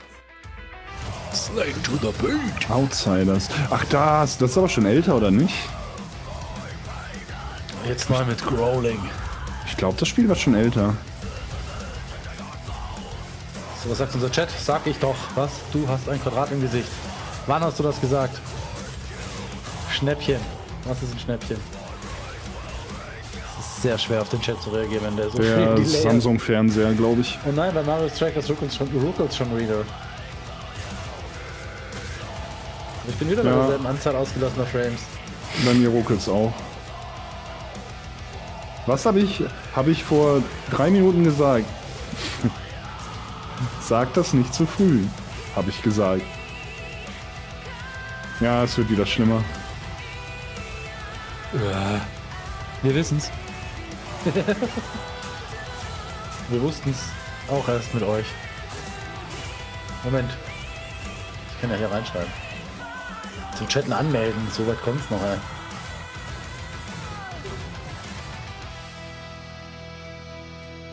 Kumo Mann.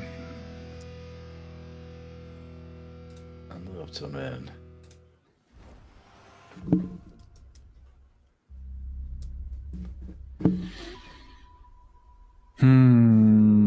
World Premiere.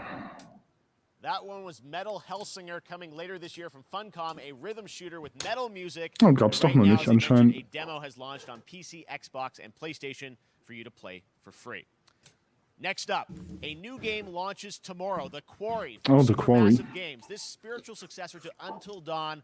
Da bin ich tatsächlich mal ein bisschen gespannt. It's getting great reviews, and this is one of those binge-worthy teen horror entertainment experiences where your every choice shapes your story and determines who lives and who dies at a camp in upstate New York. Here's the first look at the launch trailer. Oh, trailer. Family is the most important thing in the world. But if your whole family, you know, like every last one of them decided to jump Super massive. well, and they're all just Was haben die gemacht? hanging on the Na end hier, of the Until Dawn und so. rope. How come one person Until gets Dawn. expected to pull them Wie hieß denn dieses Strategiespiel? Das hieß doch... Nein, das hier ist auch wieder so ein Horror-Until Dawn-Ding. Nur nicht episodisch wie die späteren. And what's the point of that? What? What? There is a lot more to this than you realize. Like what? Kidnapping, murder, cover-ups. I think the whole Hackett family is in on it. You have no idea what's going on here. Not a goddamn clue. Gott, die sehen auch echt immer besser aus, die Spiele, was die Gesichter angeht. Ja, das haben die langsam drauf. Who should I call? 911. You mean 911? Who says 911? Goodbye, cruel world. Noch keiner 9/11 gesagt hat. Ja. Ich hab die ganzen, wie hießen die denn? Dark, bla bla bla, diese Minispiele, da habe ich alle verpasst. Und auf das hier habe ich echt Bock. Ich glaube, das werde ich dann auch mal holen und streamen.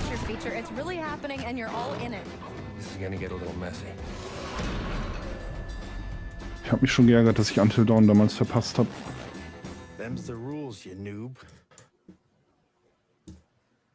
Back at the Game Awards, we Nightingale. were proud to reveal Nightingale, a shared world survival crafting game from Inflection Games up in Canada.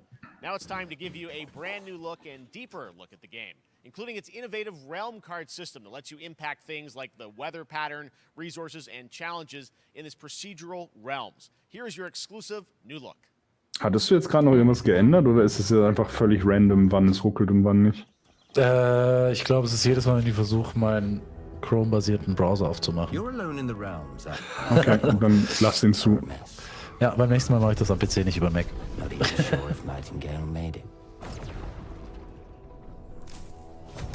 Oh, haben wir nicht langsam genug Survival-Spiele?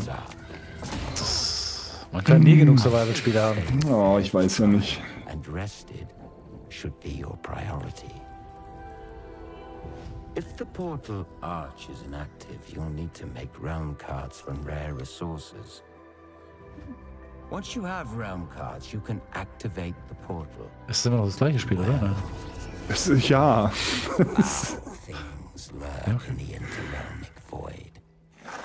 Das ist halt wirklich so. Be ready with your axe pick.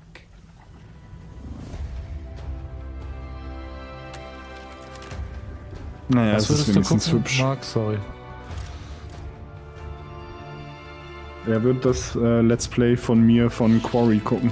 Achso. Denke ich mal. Ich lerne langsam in 5 Minuten Abständen zu denken. Boah, Twitch ist aber echt besser, was das Delay angeht. Ich weiß gar nicht, warum das bei uns beiden bei YouTube so schlimm ist. Ich weiß, dass bei Rocket Beans damals war das ein Problem, aber irgendwie haben wir es in den Griff bekommen und ich weiß nicht wie.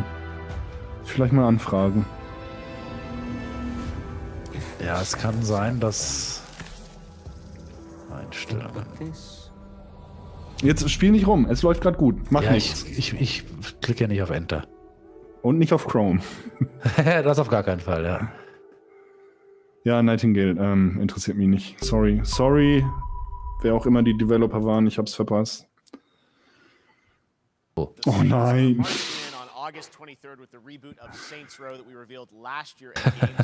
Saints Row, das ist das letzte, was wir gemacht haben. Thema Spiele, die mich nicht interessieren.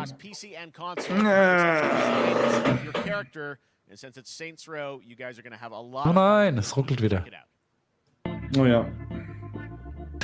Was ist jetzt echt, weil ich gerade die Einstellungen aufgemacht habe und nichts verändert habe? Mach einfach nichts. Ja, das ist so schwer.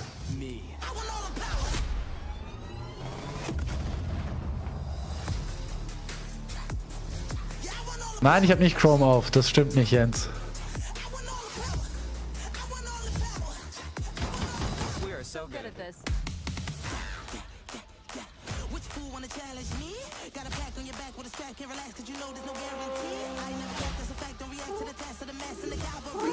Mau.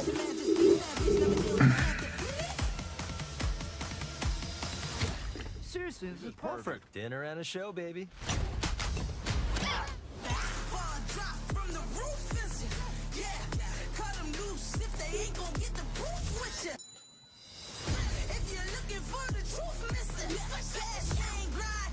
Komm und setz dich hin oder nicht, aber laufen wir nicht auf der Brust rum.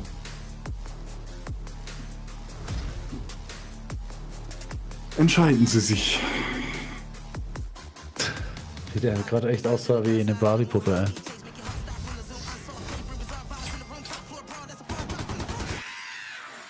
Na. Ja. Sorry, mein Stuhl quietscht. Wir ruckeln wieder. Was hast du schon wieder gemacht?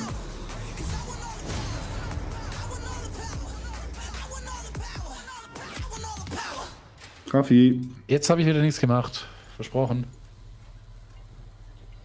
Ich habe wieder alles gemacht. Ich habe keinen Chrome offen. Oh Mann, was ist denn das? Es wird besser. Nee. Doch. Man muss daran glauben.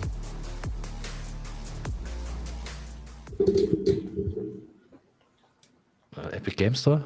Was? Next, we've got an exclusive first look Dark at extended Tide. gameplay of Warhammer 40k Dark Tide. Da bin ich mal gespannt. Follow-up to the critically acclaimed Vermintide series. Dark Tide promises intense 4-player co-op action. Vermintide war cool, aber das wollte ja nie jemand mit mir spielen. And it's out on September 13th for PC, on Steam, and exclusively on console on Xbox.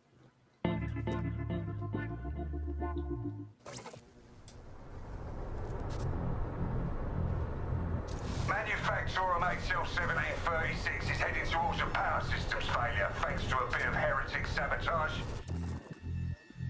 So you're going to restore the coolant and hopefully save the day. Get in, access the operations array and use the cryonic rods to flush the system. Preferably before something explodes. Was sind das für komische Charaktere? Links war ein imperialer Soldat. Ventilation tunnels and look for an access point. This way.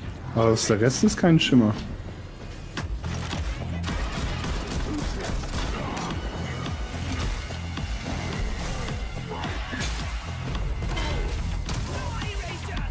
So, jetzt ist wieder flüssig. Siehst du, ich sag, man muss daran glauben.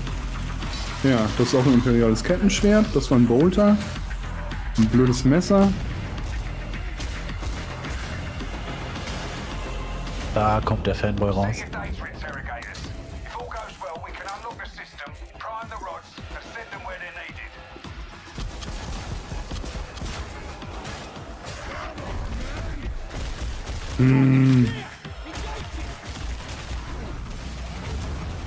Warum ist das Setting so wenig Warhammer? Das stimmt, das wirkt nicht sehr Warhammerig. Das blöde Vermintide war mega Warhammer.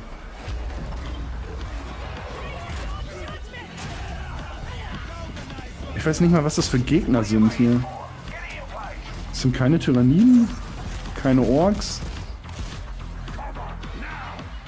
kein Chaos, einfach nur irgendwelche random Zombies.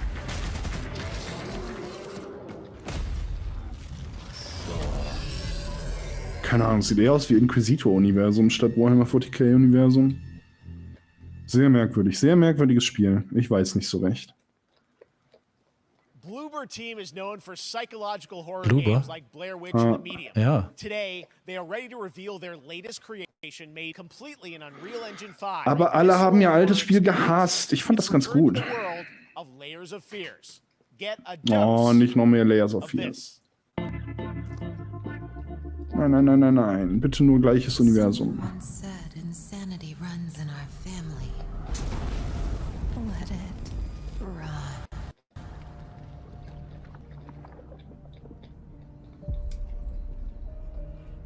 Okay, wir haben es flüssig.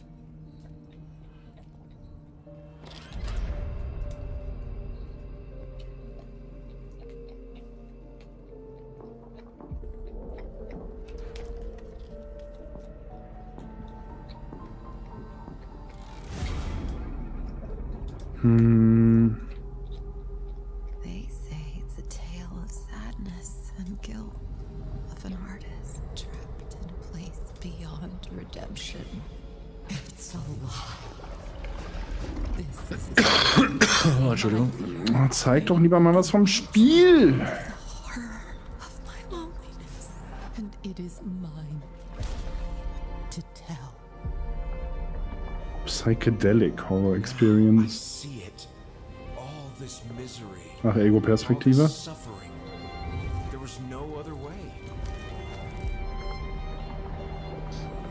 New Experience. Layers of Fear Reboot. Silent Hill. Unreal Engine 5, okay.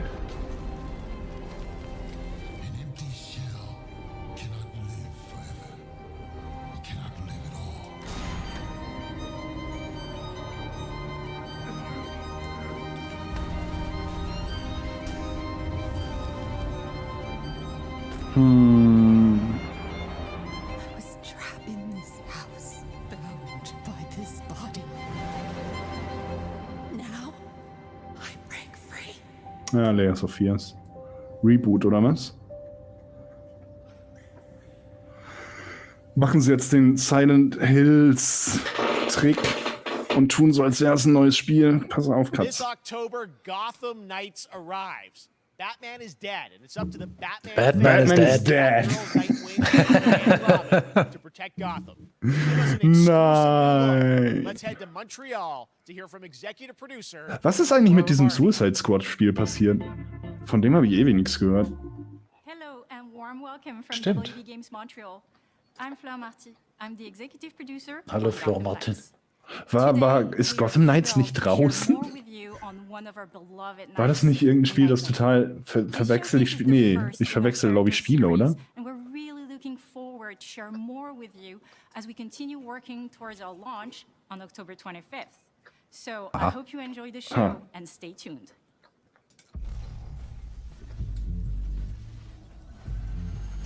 Nightwing.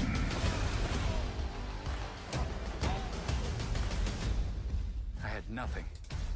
And then this city became my home. Its people became my family. Gotham gave me everything. It deserves to feel safe.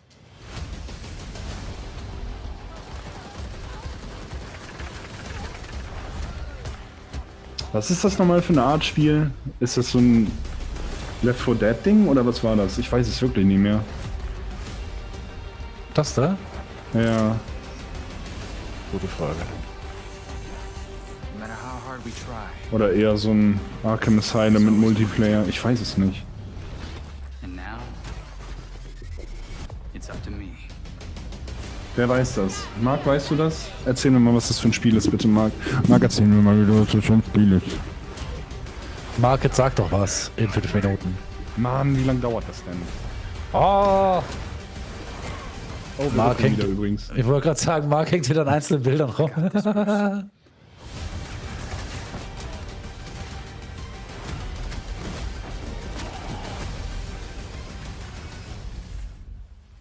Step into the night. Das ist der dämlichste Spruch, den ich je gehört habe. Ja. Und es gibt viele dämliche Sprüche. Am heutigen Abend. Hast du das mitgekriegt, wenn ich Naughty Dog höre? PS5 Remake von Last of Us 1. Nee. Wurde angekündigt. Und im letzten Screen steht also in development for PC. Sony bringt viele Sachen auf PC in letzter Zeit. Sony macht gerade viel, ja. Jetzt erst Spider-Man und jetzt Last of Us, sagt das nochmal wahrscheinlich. Ach, war das ich hasse Last of Us. Ich kann nichts dran ändern. Ich mag das Spiel nicht. Echt, okay? Ja, ich fand's absolut fürchterlich. Ich weiß, dass hier, als das neu war, war Lisa hier aus Australien. Die hat das durchgespielt. Ich habe ein bisschen zugeguckt, aber ich fand's fürchterlich.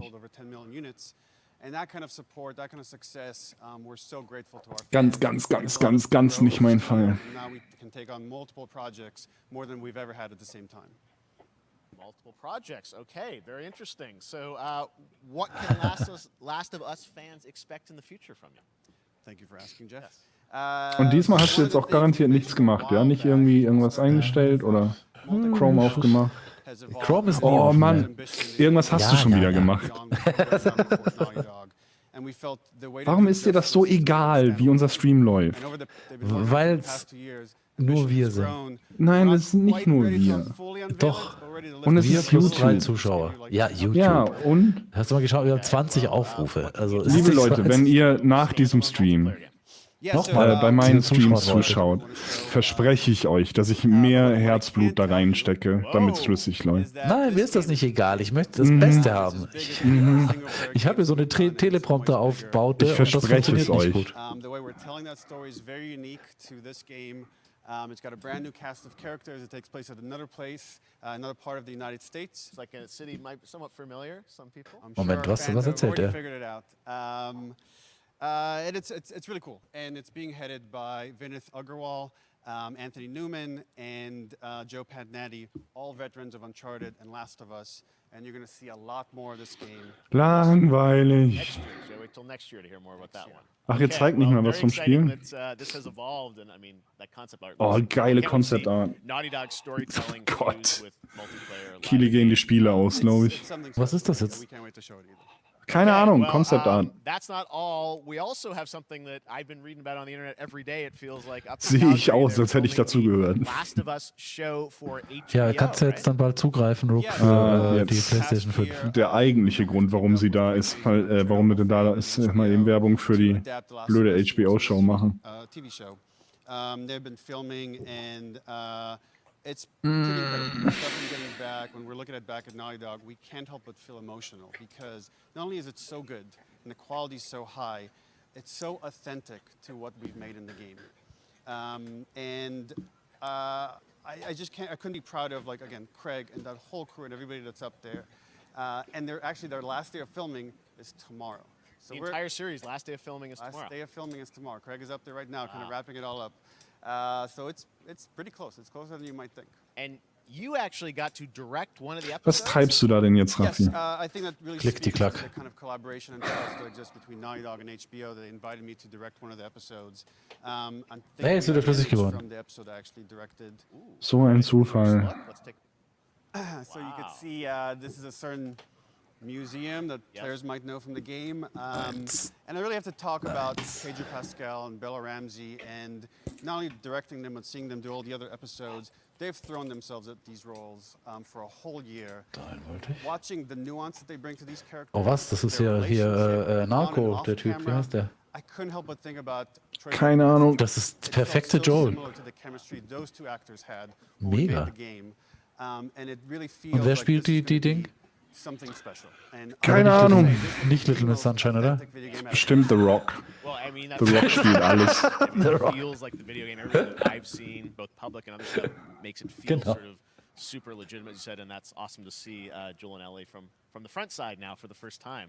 So we'll see more of that next year. That's coming as well, right? Serious? You'll hear about it very soon. That's Okay. all I'll say right now.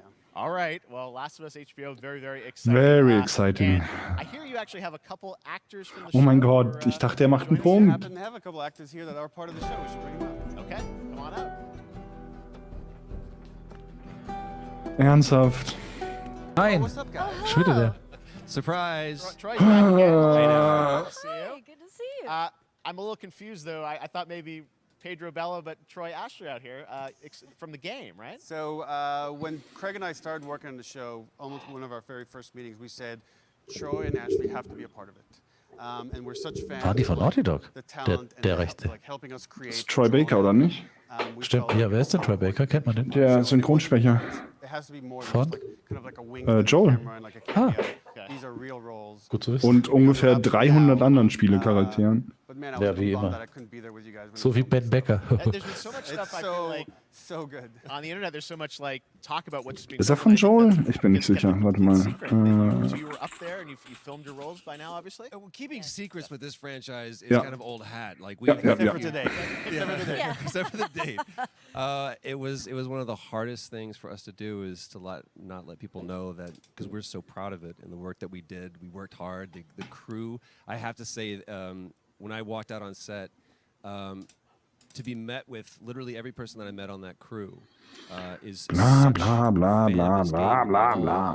Knew what it was that they were working on and committed to working on this project because they were fan. Summer Interview The Fest. game, was one of the greatest. It was like I was coming home to friends.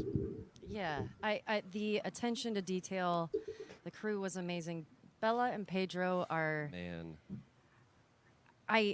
they're so perfect, and we've been trying to sort of describe that feeling of sort of seeing them in person. It's like the characters coming to life, but it's so much more than that. I feel like I can't really explain it, but I'm so excited to be a part Leute, of it. ihr müsst auch nicht And übertreiben. just, I can't wait to see it. I think it is going to be So good. so good. So good. I love the story. I love just being a part of I'm this so world. excited. So excited. Series and the fact that you guys are going to be in it and undisclosed. So fascinated. Jetzt habe ich sie auch kaputt gemacht. You know, are these characters you Nein. know from the game that they're playing? New characters? Can you Den tell hast du us kaputt anything? gemacht? Yes. Ich habe alles kaputt gemacht. I can tell you. So sneaky. All right. Well, we're so excited to. Maybe it's already on Twitter by now.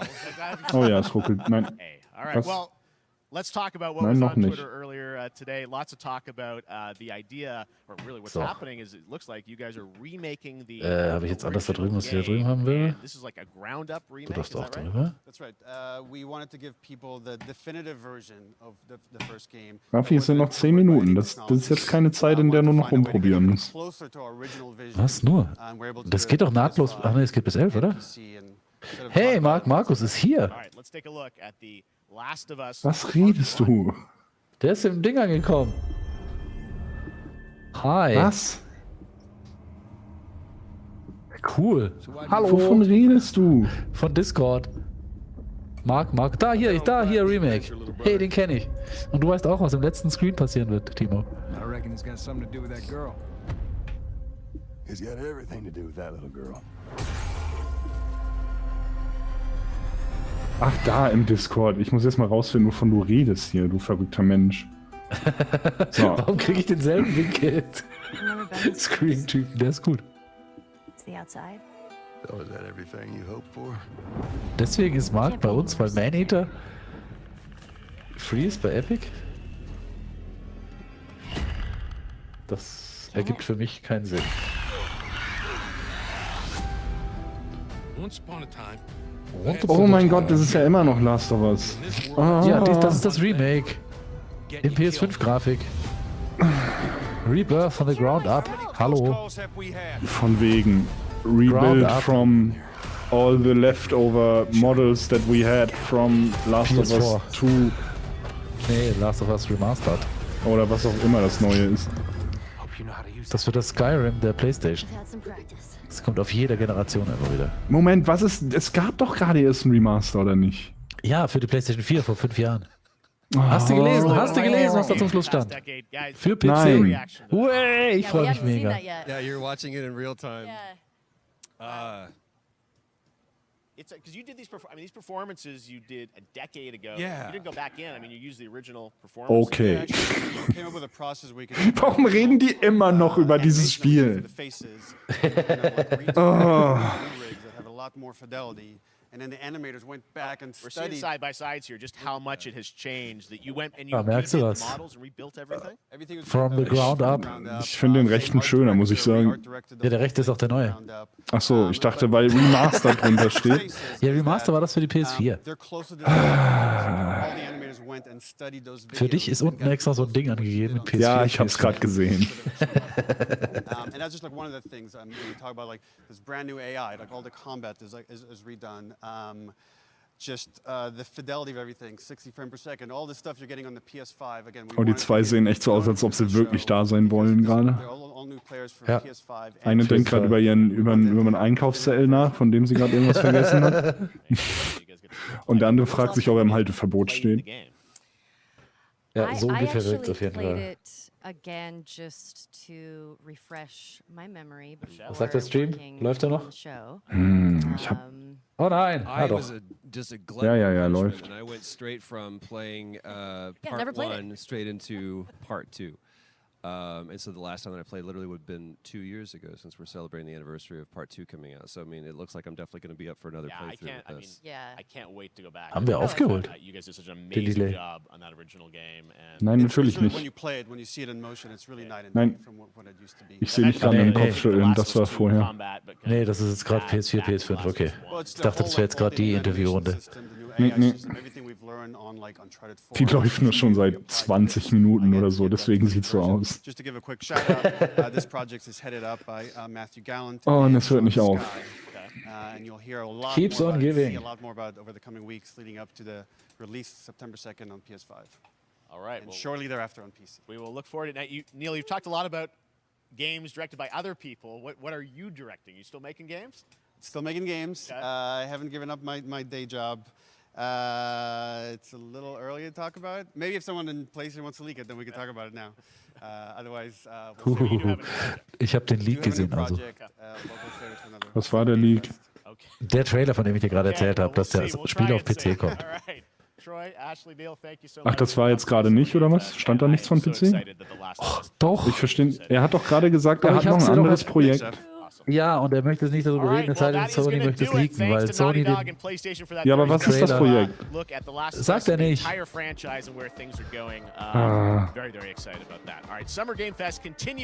Okay, das war's. Gott sei Dank. Nein. Ja, das war's. Jetzt kommt Day of the Devs. Endlich. Nein, jetzt kommt Day of the Devs. Endlich ist es vorbei.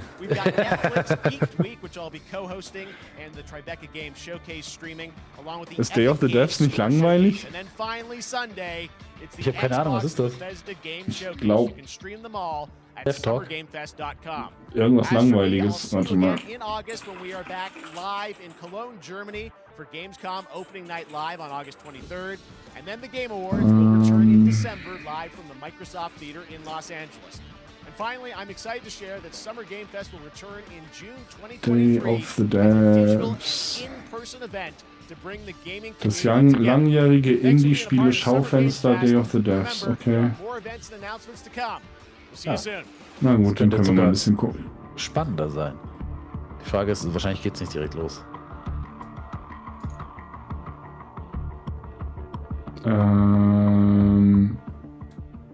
Doch, anscheinend schon.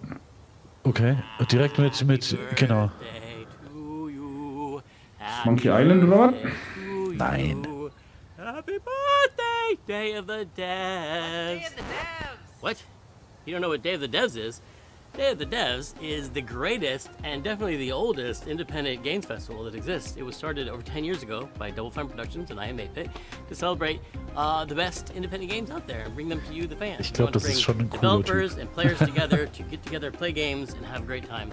It used to be a physical event only in San Francisco, but now it has gone digital so the whole world can enjoy it. And we're really excited this year to be part of Summer Game Fest. So sit back, relax, put on your party hats.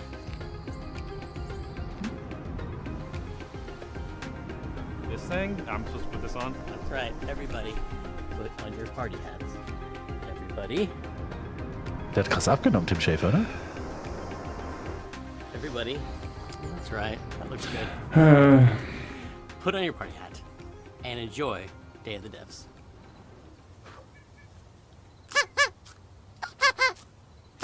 Okay, was gibt's? We got a new one today. This is from a good friend Michael Frey and Rafael Munoz. Previously, Michael made a game called Kids with Playables that we published at Double Fine Presents, and this is his new one. It's about the limited time we have on Earth, told through. Oh yay, starten wir mit tiefen Depressionen in die Spielevorstellung. Hello, everyone. My name is Michael. You might ich sehe gar keinen Chat. Ach, der Typ. Hast du einen Blick auf den Chat? Das Spiel kenne ich sogar. Ja, läuft noch. Der Chat läuft noch, das ist ja schon mal beruhigend, wenn der Chat noch läuft. But today we're gonna talk about this guy in my upcoming Läuft noch. project. Gameper Hype. That is a collaboration with Rafael Shark, das Tier, nee, du bist. the principal programmer. Achso, ich on the habe Hi game. wegen Hallo geschrieben. Project we're collaborating on is called Time Das Flies. ist schon eine Weile hier.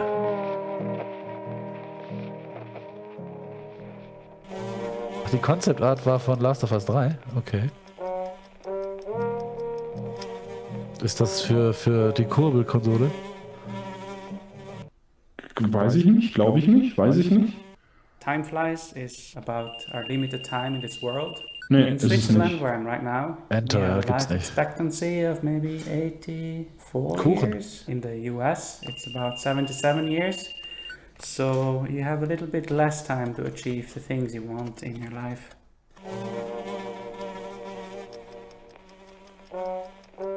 Oh.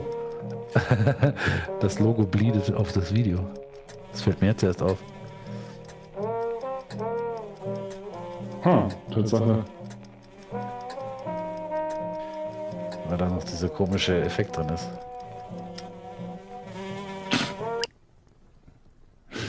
Das Spiel ist cool. Time flies, things you can achieve You are died. nicely prepared on a bucket list. This is a very small part of that bucket list. Ah, okay, also quasi ähnlich wie Das Schwanspiel. Nee, das Gans-Spiel. Goose. Wie hieß das? Honk.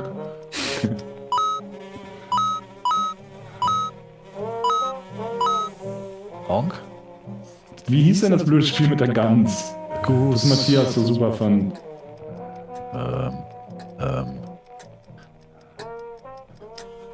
Ist das nicht Goose? Nee, wie ist das denn?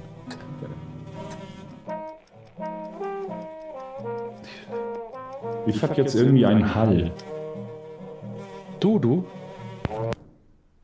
Was hast du schon wieder gemacht? Ich hab nichts getan. Moment, doch, ich hab was getan. Natürlich hast du das. Ja, hab ich nicht.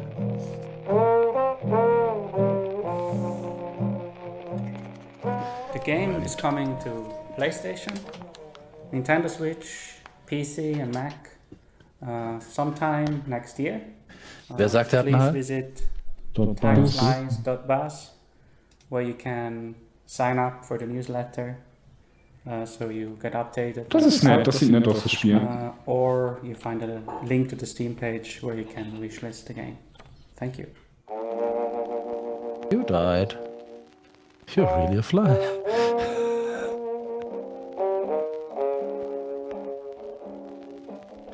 Du hast Hall oder? Marc sagt, ich hab Hall, ja. Timo hat jetzt irgendwie einen Hall. Aber ich habe nichts damit verändert. Schwöre. Also bis jetzt war jedes Mal der Grund für alles, dass du irgendwas gemacht hast. Untitled Goose Game heißt das Spiel, das weiß ich ganz alleine. Ja, genau. Habe ich ganz alleine rausgefunden. So, das hast du davon, Marc, dass du an mir rumkrittelst. Debut title from Sweden-based Wishfully Studios and published by Thunderful Publishing. The gameplay is reminiscent of dark side-scrollers like Inside and Little Nightmares, but the vibes could not be more different. Who are these enigmatic enemies? What do they want with Lana's sister and her world? And what other secrets are there to uncover in this beautiful, boundless environment? Beim Rechtsklick. Hello, my name is Adam Stjernljus and I'm the creative director at Wishfully. We're a small indie game studio in Sweden making Planet of Lana.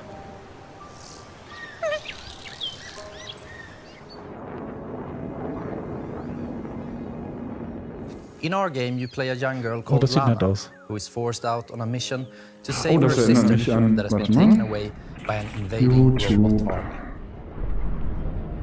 army. Early on in the game, Lana meets the mystical creature Moon. You quickly develop a strong bond and friendship to Moon, and she proves to be both intelligent and loyal. Oh, krass, okay. Das sieht so mittelmäßig gut aus. Aber nicht gut. Being her own personality, Mui also has things that she's afraid of. Oh, und es hat 3D. Okay. Das wird nix. Das wird nix. Also meine Meinung ist, Flashback 2 wird nix. Schade. Hab mich besser gefühlt, als ich nur das Titelbild gesehen habe. Ich hätte gern einfach meine Infoleiste auch. Oh. Hallo. Achso, ich bin im falschen. She also has this special ability she can use to control some. Warum klickst du da schon wieder auf Sachen rum? Warum kannst du nicht einfach den Computer Weil Leute mal laufen lassen, sie hören dich mit Hall. Aber das kann nicht sein. Timo halt immer noch. Okay, warte, ich höre auch mal rein. Hier den Ton aus. Nee, du musst jetzt lange reden, bis du da angekommen bist. Together, you have to make it through both the harsh and beautiful environments of Novo. Timo, red doch mal, du Schwachkopf. Oh mein Gott. Oh ja, krasser halt. Also ob ich in einem Tunnel bin. Ja, da bist du irgendwo doppelt aufgeschnappt. Ja, wo wohl? Das weiß ich doch auch nicht. Ihr stellt immer Fragen. Hast du Discord schon wieder ungemutet? Ach nee, Discord haben wir eh ungemutet. Hast du die komische Webseite da nicht gemutet? of Lana is really a labor of love. Doch, die ist gemutet. Natürlich ist sie gemutet. Hast du den Stream nebenbei wieder laufen? Is a truly unique Na, ja, aber gemutet. And beyond the companion-based puzzle solving and hand-painted art Dann weiß style, ich's nicht. you will experience an engaging story with twists and turns that hopefully will stay with Jetzt you. ist die Frage, ist es jetzt weg? Planet of Lana is coming to Xbox and PC Wenn der this über Planet year, of Lana and redet, you can musst du wishlist darauf right achten. now at Steam or sign up at our newsletter at planetoflana.com. Planet of Lana, okay. Ach, das heißt gar nicht This Lama. next title from Two Star Games is quite literally an on-the-rails shooter. You and your little yellow train with its mounted machine gun and exquisite collection of bobbleheads will face off against a demonic, clown-faced train who is hell-bent on devouring human flesh. This is Choo Choo Charles. Du musst schon was sagen, wenn du den halt Gavin, I'm a solo verifizieren developer willst behind oder Two Star Games, and falsifizieren. I'm currently making Ja, Choo Choo ist immer noch. Charles. Das dauert halt, bis es an derselben Stelle ist. Nee, aber du hättest dann was Weil sagen können. Jetzt Delay. ja, ja. Also, hätte jetzt... Ach, das ist der komische. Ich bin jetzt an der Stelle, an der ich gerade gesagt habe, Timo, red doch mal. Und da ist immer noch Hallen. Ich verstehe dieses... It's an open-world horror game where you navigate an island in an old train, upgrade it over time, and then use it to fight an Das evil sieht spider so train schlecht named aus, das Spiel. Das gab's doch schon mal angekündigt. Dieses Zugding? Ja. If you pump enough lead into his face, that'll probably encourage him to run Das off and ist- find somewhere else to eat. Sieht langweilig aus. You have one goal above all else, and that's to summon Charles to a 1v1 and fight him to the death. To do that, you'll need to explore the open world, looting abandoned areas and completing missions for the locals to gain powerful new weapons and scraps that you can use to upgrade your train's speed, armor, and damage. Nein, ich spreche nicht wegen, relative safety of weil your train Hall. and venture out on Hier, foot. sprech bla bla bla, Hall, Hall, Hall. Was soll ich reden, wenn man eh nichts versteht?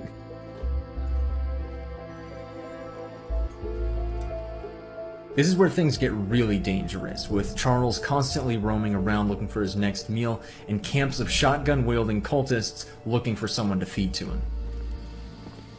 So, ist es jetzt weg? Ich glaube, jetzt ist es weg. Das meinte ich mit, du darfst nicht aufhören zu reden, wenn du mit Delay. Weißt du? Das ist noch weit, weit vor dem. Wir sind jetzt bei dem Clownzug. Ja, bei dem Clownzug hatte ich das gesagt. Nein, hast du nicht. Nein, Du wirst gleich im Stream hören, wann du es gesagt hast. Da war der Clownzug auf jeden Fall noch drin.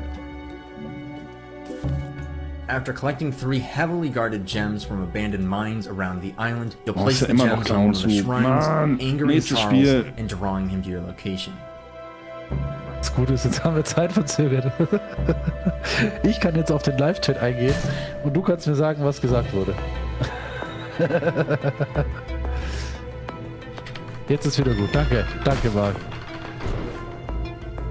Einer, der es versteht. Hier, das ist das gleiche Delay wie das, was ich eben hatte. Best be careful out there, because it might be unwise to wander too far from your train. Oh, komm schon, nächstes If you do Spiel. encounter Charles while you're roaming around, it doesn't matter what you do now, because you have truly angered the beast, and you'll either escape with your life or see it flash before your eyes.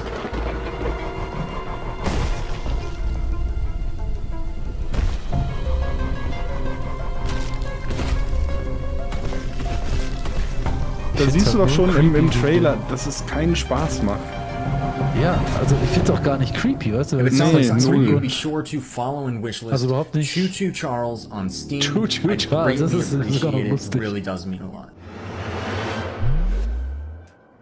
We've got a special one for you. It's very personal and near and dear to I Am 8-Bit because it's a I Am 8-Bit Presents published title. It's called Escape Academy, and think of it like Hogwarts, but for escape rooms. It's from developer Coin Crew Games, and they hail from the arcade amusement space. They've designed escape rooms in real life. Better they talk about their game than me. Here they are. Hey, I'm Mike. I'm Wyatt. And I'm Michelle, the art director. Wait, am I supposed to say I'm the... Hey, I'm Mike. I'm Wyatt. We're the founders. And I'm Michelle, the art director. Oof. Okay, this is. I hate that. All right, once more with Oops. feeling. Ihr müsst alles Hey, nicht I'm sehen Mike. hier. Ah! I'm Wyatt. And I'm Michelle. And we're Coin Crew Games. Was hast du jetzt schon wieder gemacht? Ach, siehst du gleich.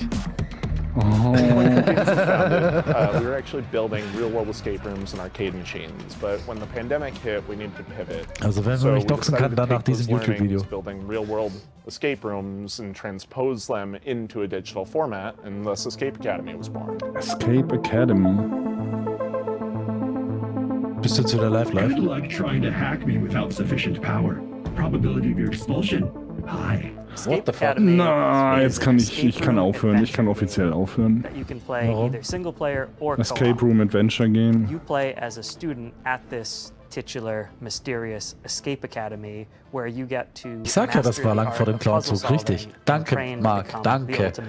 Ja, ich weiß auch nicht, was mit dem Delay los ist. A room full of gas is no place to relax.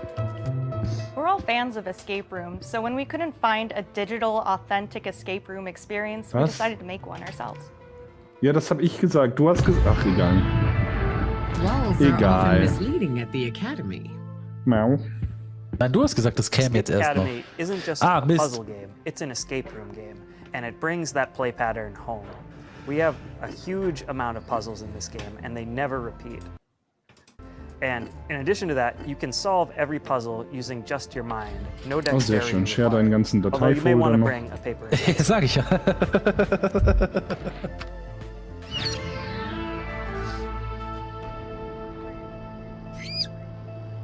The academic theming Aber gave us the ernsthaft, warum lässt du es nicht leverage to einfach create a wide laufen variety und of hörst auf, rooms Kram that zu support the machen? narrative Weil es and scheiße put läuft, wir einen players in riesen Delay haben und ich jetzt situations alles they am would PC never machen will und das find themselves nebenher in jetzt dahin other baue. Delay kriegst du sowieso nicht weg. Das liegt einfach an Doch. YouTube und Streaming. Ja, nein, ich kann das weniger When we einstellen. were Und designing the game, es ist einfach it was really OBS und Mac, helpful die passen nicht to zusammen. have, the Aber ist doch alles gut. experience of both Jetzt playing läuft's. a lot of escape rooms Der and Sound ist, du bist designing hast kein real-world Hall escape mehr. rooms is sort of a design anchor to buoy us to. I did not anticipate the rodent assisting you. Bad turmeric. Sadly, that rat will be no help in bypassing my lasers. Guck mal. We really took our time Meine to create Güte, an Katze. eclectic cast of students and faculty members that help guide you throughout the academic journey of Escape Academy.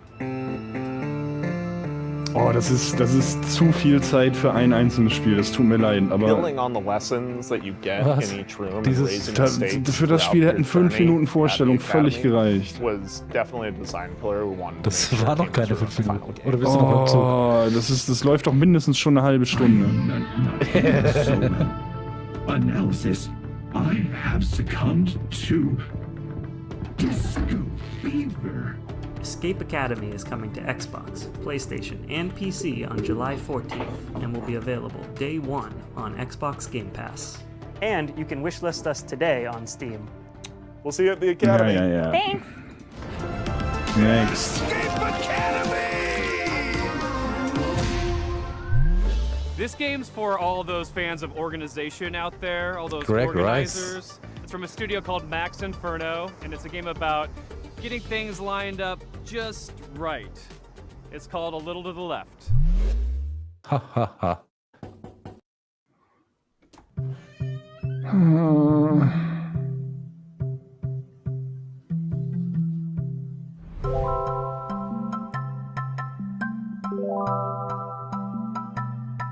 Katzen.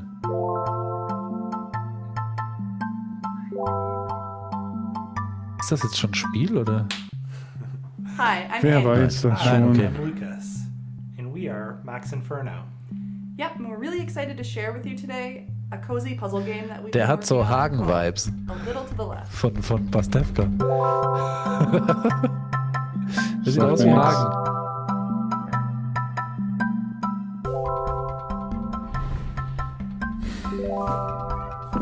Oh, es gibt irgendwo eine parallele Zeitlinie, in der ich aktuell wesentlich mehr Bock auf diese Spiele hätte. A Little to the Left is a game where you sort, stack, and tidy up the house. In each level, puzzles are hidden among regular household objects, and you solve them by arranging items in a very particular way.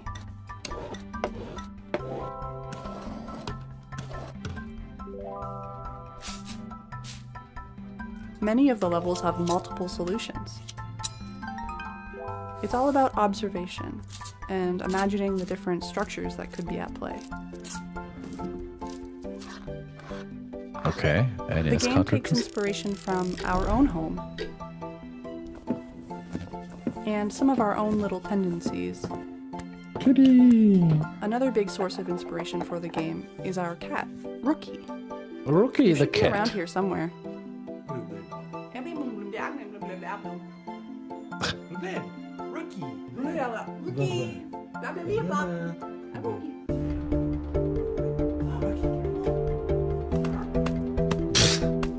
Wie schlecht. Occasionally, this cat will show up on the periphery of your gameplay and undo Das ist your das tidy Spiel work. für dich, Timo. Das ist schon ein bisschen niedlich.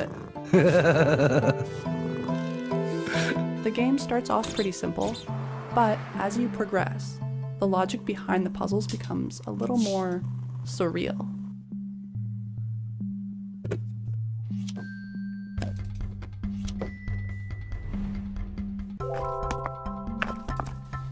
There is a lot to tidy up in A Little to the Left. Actually, every day brings something new. With the daily tidy delivery, you get even more out of our favorite puzzles. And you earn fun badges too. Ist das Mobile oder ist das PC? Für Mobile würde ich es thanks for holen. stopping Für by. PC weiß ich nicht. We hope you enjoy A Little to the Left. Haben sie nicht gesagt, when it oder? releases later this year. Ich glaube PlayStation. See you later. Bye. Also zumindest stand gerade eben bei dem Presenter drunter PlayStation. Oh, Switch. Echt? Und Steam. Ah ja, schön. Huh. Ja, für Switch passt das auch gut. I've been excited about this Bist one du vor ever mir? since it was announced ages ago. I It's am from 8-bit. developer Gummy Cat. It's called Bear and Breakfast. And the title says it all. You're a bear, you run in bed and breakfast in the woods, and it's really freaking fun. We're debuting a brand new animated trailer, a bunch of gameplay you've never seen, and finally announcing a release date.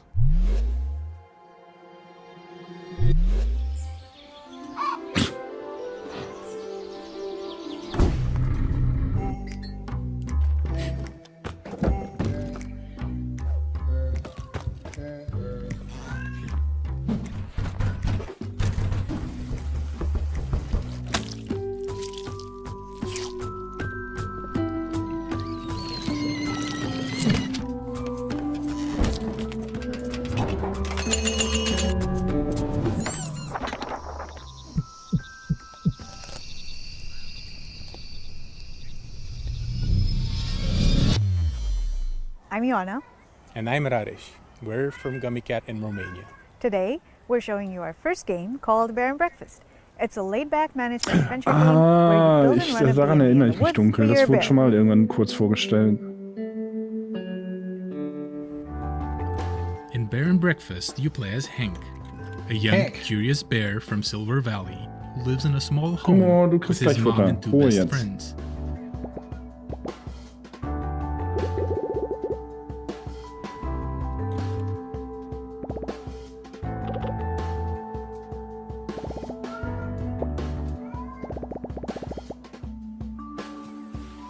We grew up on management sims. Games like Theme Hospital were big inspirations for us, but we also wanted to make a game that tells a story alongside the usual management stuff.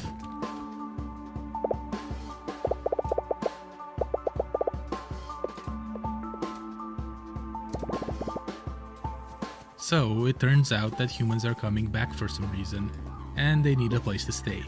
There's old rundown buildings all over the place, and you're just the bear for the job. The bear for the job.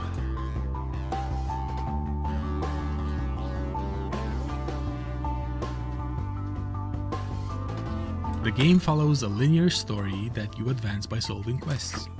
A lot of them involve finding materials, building rooms, crafting furniture, and decorating stuff.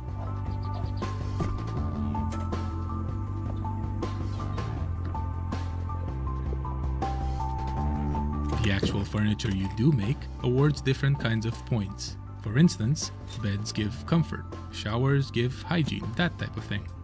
You have to make sure that your room scores are high enough to satisfy whatever your guests are asking for.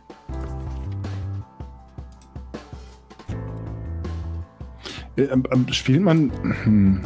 Each type of Was sagst du? score comes with Spielt its man own jetzt den challenges. Bär oder For spielt example, man later on, quasi you das will cook Ressort? food for your guests through a minigame. Also Management-Sim-mäßig. Ich bin nicht ganz sicher, ob ich das Spiel wirklich verstehe. There's a lot more to Bear and Breakfast, but you can play at Bear your own and pace Breakfast, since das the gefällt game won't mir. rush you. Oh, and there's definitely no creepy subplot hidden somewhere in the forest. Oh. Immer dasselbe Spiel hier. We're very excited to be part of Day of the Devs this year, and we can't wait to introduce you all to Hank and his friends when Bear and Breakfast launches later this summer. Thank you.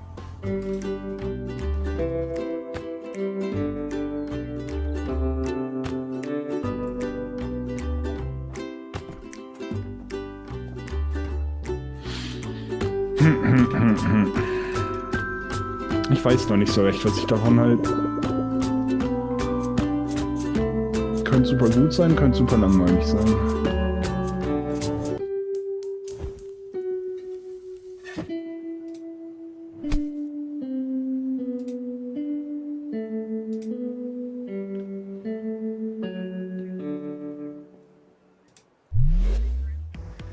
So I don't want to say a lot about this next one. It's full of secrets and puzzles and mystery that are best discovered on your own. It's a beautiful game from a studio called Shared Memory. It's a pixel art Metroidvania full of interesting creatures. It's called Animal Well. Hi, I'm Billy Basso. Today I'm going to be showing you a game I've been working on called Animal Well.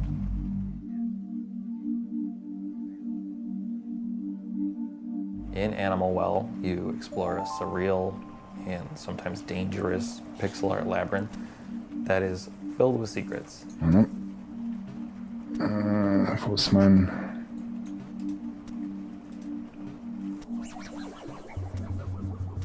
Bin mal ganz fix was zu trinken holen. Jo.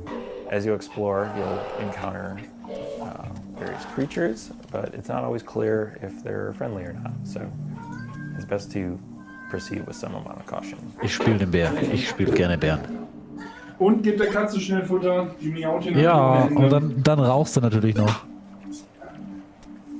Throughout the game, you're going to find various items that will give you new abilities and help you solve some puzzles. Ja. Geisterkatze. Indies haben's mit Tieren. Ist meine. Every Nehme ich item in the damit. game has multiple uses, but you're going to have to experiment if you want to figure out what they all are. Ach, der Greg Rice ist jetzt bei PlayStation. Abgefahren.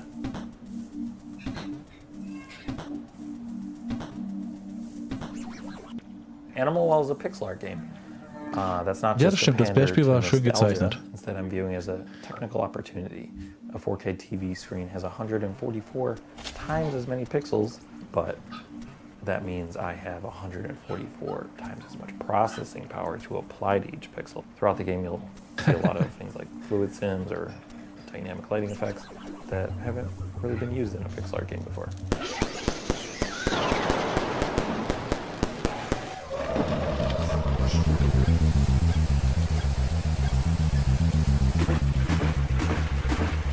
I'm designing Animal Well as a layered experience. So what that means is the base layer is something the average person can play through and enjoy to completion. But then there's a second layer, which for most games you would consider this part like 100%ing the game. There are lots of hidden items and nooks and crannies throughout the world. They're not obvious and you might need some help. Ja, Geisterkatze, aber echt, ey. The third layer Ja. has puzzles that don't really present themselves as puzzles. Okay, der Stream läuft noch, They obwohl might mir go OBS was unnoticed anderes for sagt. Was years, passiert, wenn ich jetzt da eventually, rein? or they might require some community collaboration to solve.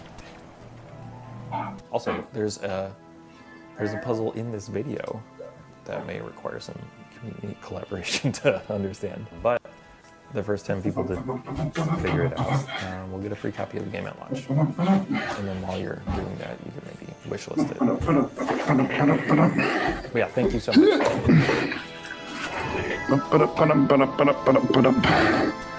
Redest du mit mir? Und... So, da sind wir wieder. Was habe ich verpasst? Ein schönes Pixel-Art-Spiel.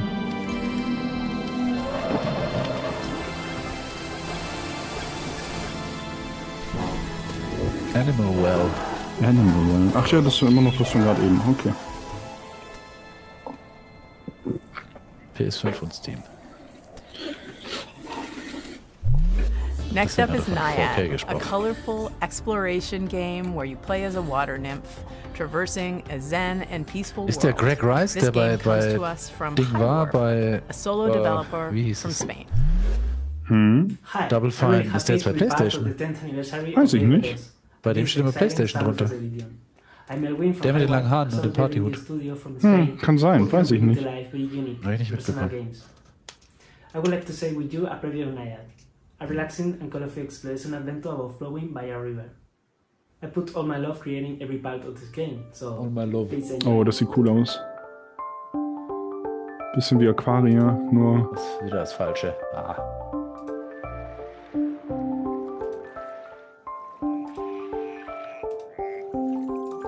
Ich muss mal wieder Aquaria spielen, das war cool. Das hatte eine tolle Musik. Das habe ich seit dem ersten Humble Bundle noch nie gespielt. Aber Das den ist Soundtrack ein habe ich. super Spiel. Ja. The journey starts Aber ich hab's with the nie birth durchgespielt. of a little water nymph at the spring of the river. Naiad will grow up and mature, Ich muss mir mal eine Liste finding machen mit vitality Listen mit Spielen, die ich spielen will und dann wirklich mal knallhart. Eine Liste mit Listen von Spielen. Also eine Liste mit Spielen, die ich spielen will und dann wirklich knallhart für ein paar Wochen so einen blöden Streamplan durchziehen. Ach, Streamplan, Streamplan, das machst du in deiner Rente. crocodiles, and much more. Help them to Nein, das find ist auch their nicht mehr way, lange hin. avoiding obstacles and Ja, dangers, das macht dich using mal your älter. skills. Ja. You will immerse through a lot of beautiful places like a deep forest, a dark cave, a joyful creek, and more. Water, symbolizing life, starts pure and fresh, and little by little, it will be fading into Ja, in Aquaria kann man you auch can singen. sing to regenerate Tolles the Stil, nature, toller Stil. making sprout flowers into Was kann man path, sehen? and you In must do your Aquaria, best. ich kann nicht mehr sprechen. In Aquaria konnte man auch Controlling singen. this river world. Also, ja. Humans create their own fake rivers, like these noisy roads with strange smoke creatures. You are the guardian of this river, and that seems to be a difficult task, but don't be afraid, because a tiny cloud will take care of you from the sky. Tiny Cloud. The beautiful hair of Naiad is like its vitality. You can make it grow up under the sun rays, change its color, even tie small flowers on it. Creating Naiad, I focused on a wholesome experience. Enjoy it at your own pace, exploring and flowing. Naiad will be Gern available for PC geschehen. and consoles by the end of this year. Thank you for Was? watching. Thank Das ist echt you for hübsch, ja. watching.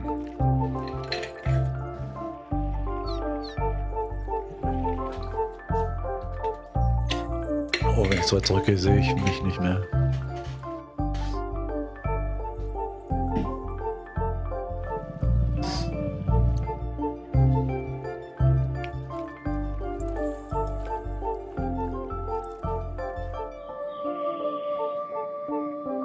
Naiad. Das wishliste ich. If you ever find yourself longing for the good old days, then why not take a trip back to the Stone Age in this cooperative life and farming simulation game from Sodaden and Cryptico. Hunt and gather to care for your settlement, explore the ancient world around you, and best of all, Yay, was für ein cooler Typ. this is Roots of Pachá.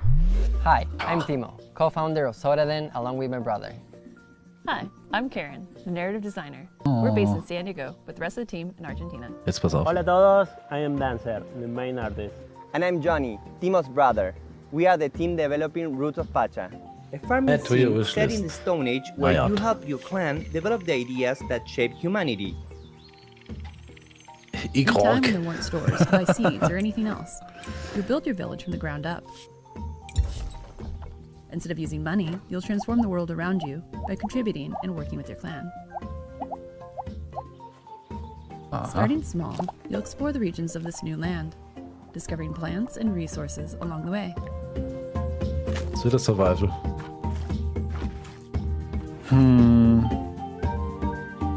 Many of the ideas you develop are the Farm, cornerstones of early Survival-Ding, das civilizations sieht halt alles like aus farming, wie... domesticating animals, and the Das creation of Stardew Dings, Valley wie sieht heißt das es aus. noch? Ja, Stardew? Stardew. Ja.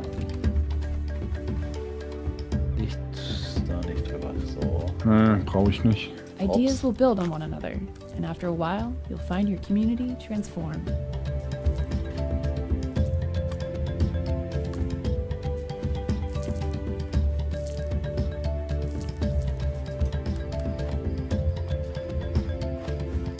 So, jetzt ist die Frage. Wurde der Stream jetzt überschrieben? Boah, das ist echt genau wie Stardew. Auch mit der Höhle und so. And why you're here. Welcher Stream überschrieben? Was ist passiert? Oder gibt es jetzt zweimal den Stream? Wovon redest du?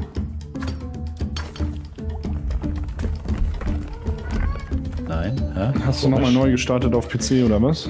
Ja. Und der läuft. Nur wohin läuft der? The game's Stone Age setting was inspired by the book The Clan of the Cave Bear.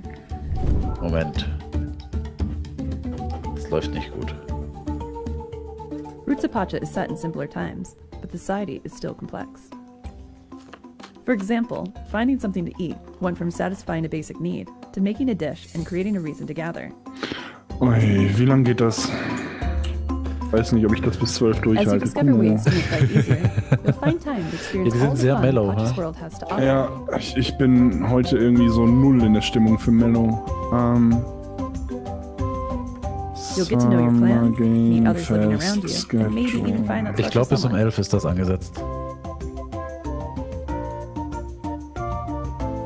Zu viel Our Nicht-Farming. love of farming sim started with the first Gut zusammengefasst, Brooke. in Ja. Stardew Valley took it to the next level. With Roots of Pacha, we want to make our own unique contribution to the genre. We're working on this project with all of our hearts. We're super excited for you to play the final version. In the meantime, we have a brand new demo that just went live today. Thanks for having us. Muchas gracias.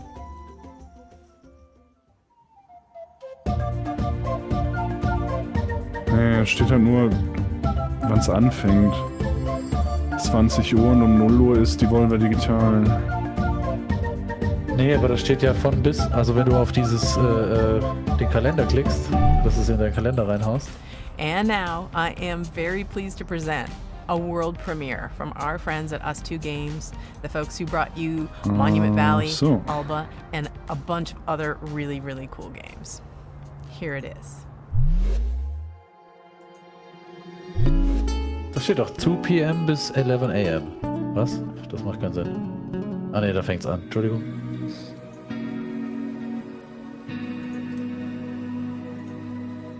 At Us2 Da steht Games, nämlich we really 20 bis try and take what's 23 Uhr. meaningful and great about games and deliver that to everybody. So with Monument Valley, we made people care about a character for the first time if they've never really engaged with games very much. And with Albro Wildlife Adventure, we took open world games and packaged that into a kind of theme about saving an island that more people are going to want to engage with than just the hardcore. And with this game, what we really want to do is take these genres that we really love, like roguelike games and turn-based tactics, add a little bit of sports game in there as well, and themes about dreams and conflicting fears, and really package that together into something that feels really unique. In the game, you play the role of Desta. He's a young person in their early 20s. He's coming home for the first time, having not left home in the very best way. Their relationship with their mother and their family and their friends, there's a few of them that were a little bit broken. And they were broken because they didn't really have the words to say. And their father, who used to be a big part of their life, unfortunately passes away, and they don't have those tools and that person to lean on to bridge that gap. So they manage to go home, they find this old ball they used to play with their dad. And when they try and fall asleep with it, they find themselves in a world between worlds, neither asleep nor awake. And when they're in this, they can explore these moments, these memories, and solve these creative problems through a ball game. And when they do that, they find the right words to say to confront these people. The people we're going to be meeting in Desta's dreams are people who were significant to Desta before they left town a couple of years back. And there are lots of people they don't know quite as well, too, and some people who have been shaped by Desta's impression of them in their dreams. But they've all had a profound impact on Desta's life. These characters are really interesting because all of them are interwoven as part of Desta's story, but also with each other.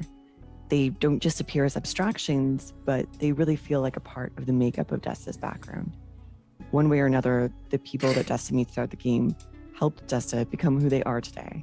And they've taught Desta der mehr wie a number of Stardew Valley different ist und nicht things, total like anders. standing up for themselves, taking risks, Ist das nicht jeder expressing Stardew themselves, and Valley-Klon? more. Sind die nicht There are alle a few irgendwie different wie themes in the Stardew Valley? story, Mir kommen die but alle I would ab vor say wie das that gleiche certainly Spiel. loss is a big part of it. Finding yourself, courage and perseverance, and reawakening. No pun Ich intended. verstehe nicht, warum. It feels like we've been able to put a lot of ourselves into Desta. Nicht so schlimm, The same is true for pretty much all of our games, but Desta in bemerkbar. particular is very personal to Ja, es a lot of könnte members of the gleich wieder team. besser werden. I'm sure we can all relate to some of the themes of maybe having ghosted a friend and not being sure how you could like get back in touch with them, or dwelling over how you might have Leute, said ja, das ist something jetzt... in a conversation and like having that Ich play freue over mich, and dass over sie in ihr your Spiel mind, vorstellen like the können, core aber das themes of ist the zu game. viel. It's definitely got more depth and more game mechanics than anything we've made before, and it's been designed from the ground up to be a multi-platform title. We're really looking forward to telling you more about Desta, the memories between, in the coming weeks and the coming months. Ich habe schon wieder vergessen, wie das Stardew Valley Spiel heißt, weil das danach wieder so lange gedauert hat. It's a shadow platformer. You're a little blobby character platforming around inside shadows, and a game with a really cool minimalist graphic art style. I hope you like it. Hi, I'm evtl and I'm the developer of Schim. And I'm Niels from Exernice, and I help evtl develop Schim. We're located in the north of the Netherlands in a town called Leeuwarden. We are a team of 2, plus the talented people at Moonseller who do the audio. Okay, das sieht besser aus.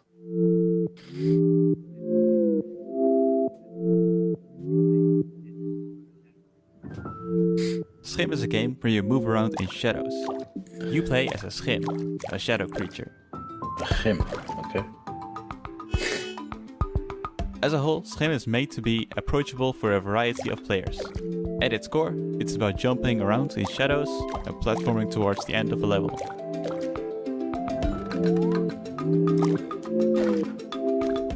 Each shadow has her own Schim.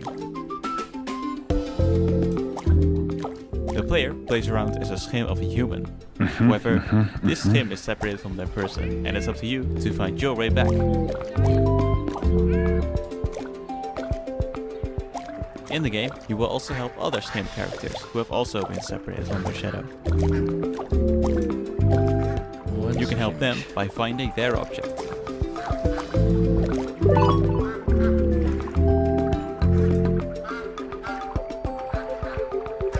Schim takes big inspiration from the feeling of playing as a child.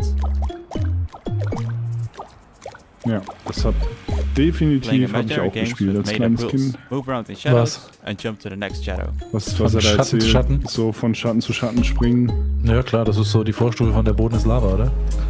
Ja.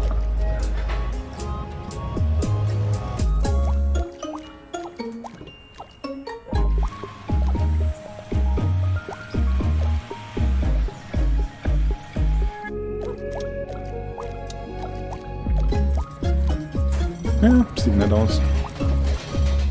Check it out and follow us at schimgame.com. Hi everyone, and thank you Devolver for having us this year. I'm Anne, the manager of Asobu, a community hub for indie game creators in Tokyo. Asobu? We have a space where people can come to work and meet other people, do small gatherings, and we are helping Japanese devs by introducing them to platforms, console publishers, Nee, das sind Asobo, oder nicht? Nee, das ist ein anderes. Das ist ein anderes Asobo, glaube ich. Das ist mit U und das andere ist Asobo. Ja. Ich habe nicht gesehen, was da was bei dir gehört. Undeutlich das U gesprochen, ja. Nee, alles in gut. English and Japanese, Ja. or a monthly stream indie collection, and podcasts, and many other things you can check on YouTube Gehen wir and noch auf Twitch. Arashino ein. But first, let's check 2 really cool Japanese titles. Okay.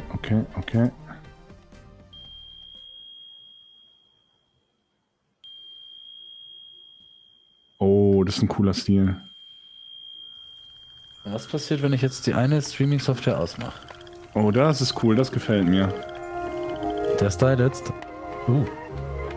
Ach, die Musik ist auch geil, diese. Fox and Frog Travelers, The Demon of Arashino Island, is a 3D action adventure game with a Japanese-inspired atmosphere. You will play as Fox, her girl who finds herself on Arashino Island and starts traveling with Frog. Torii Gates, Fusto Lantern and Neon gives light and color to Nein, the nicht schon wieder ein Rennen vor dem But Monster something is lurking in the wegspielen. shadows, Mann! inching even closer. Interesse wieder erheblich gegen 0 gesunken. Wegen dem Dämon, oder? Ist der Fressen, ne? Fox and Frog Travelers is developed by Rias, an illustrator and concept artist that came up with the idea for it, based on one of his illustrations.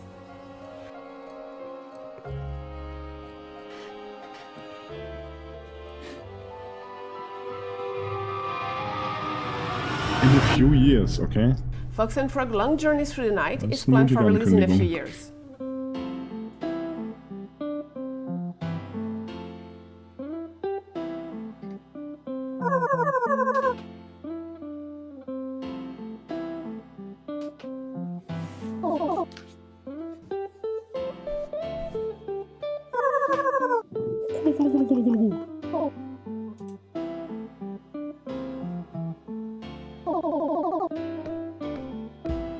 First game of the young solo developer Yo Fuji, Goodbye World is a narrative game about two young indie game creators, the shy Kani and the extrovert Kumade.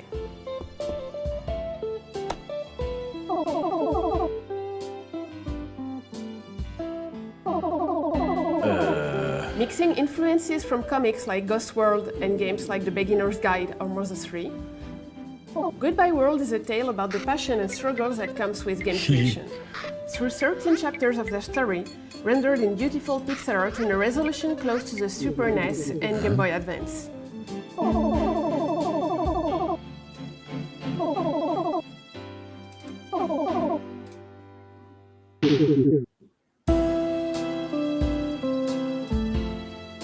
Goodbye World is due out on Steam later this year. If you like those games, don't hesitate to wishlist and to follow the devs on Twitter. And if you are interested by Japanese indie scene or indie games, you can follow us on Twitter, on Discord, chat Was habe ich jetzt gemacht? with us and watch our Was indie hast game du gemacht? showcase, which is Weiß ich coming nicht. this summer. And thank you again for watching and Day of the Devs for having us. The process of moving to a new city can be daunting. Through this puzzle adventure. So, Hi, my Puzzle name is Adventure. Madison, and I'm making a game called Birth. Oha. What could possibly go wrong? Birth.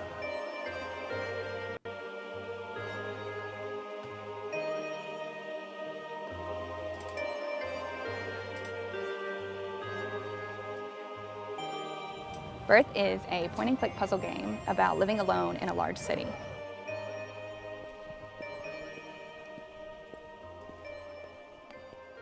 In order to quell your loneliness, you decide to create a creature, a friend, a partner for yourself, by collecting spare bones and organs that you find while traversing the city.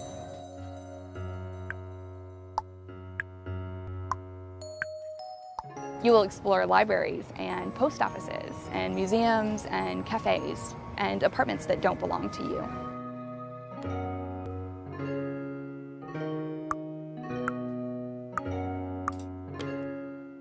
In each of these buildings, you will meet creatures and you will get to know them by searching through their personal belongings. So. Their laptops and phones, their cat. Birth comes out this August. I made this game with my whole heart and I hope that you like it. Na, warum denn jetzt hier? Keiner will dich hier, blöder Tab.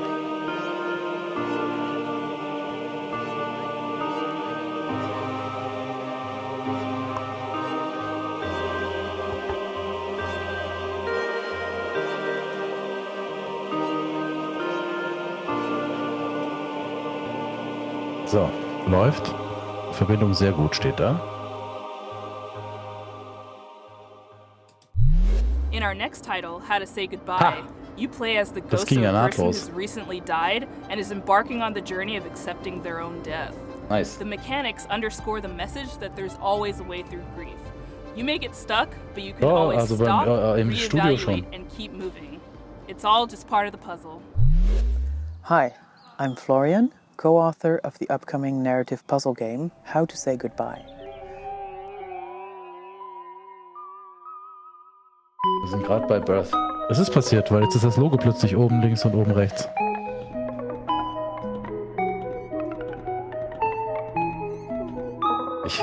Nee, ich hatte ja 2 Streams laufen mit dem gleichen, in den gleichen Titel rein und habe den einen ausgemacht und hat er automatisch den nächsten genommen. In How to Say Goodbye, Also you help was a group da of ist YouTube schon gut, muss man sagen. overcome various obstacles and conundrums by reorganizing Marc the level würde as jetzt you einfach like. sagen, RTMP und sowas, das muss auch besser sein. Totally not creepy, was? Das war auch...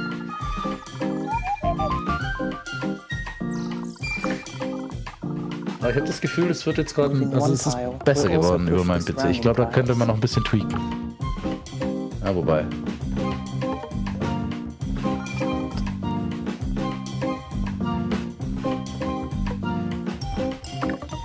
Eins.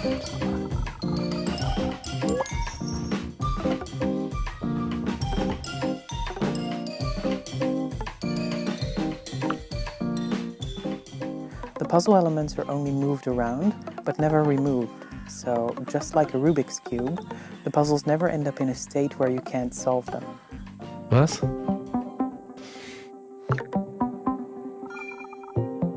Totally not creepy.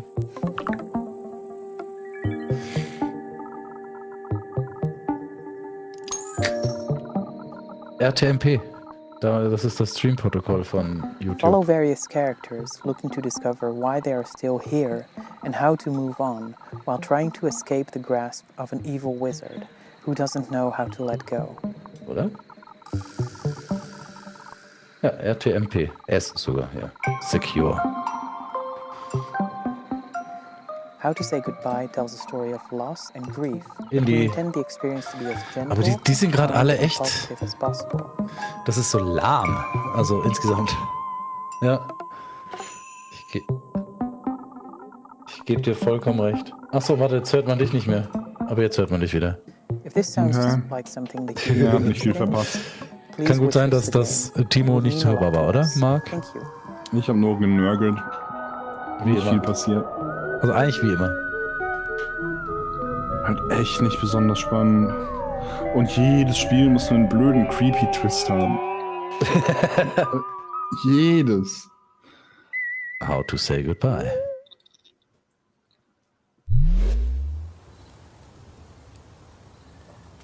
Oh, hi.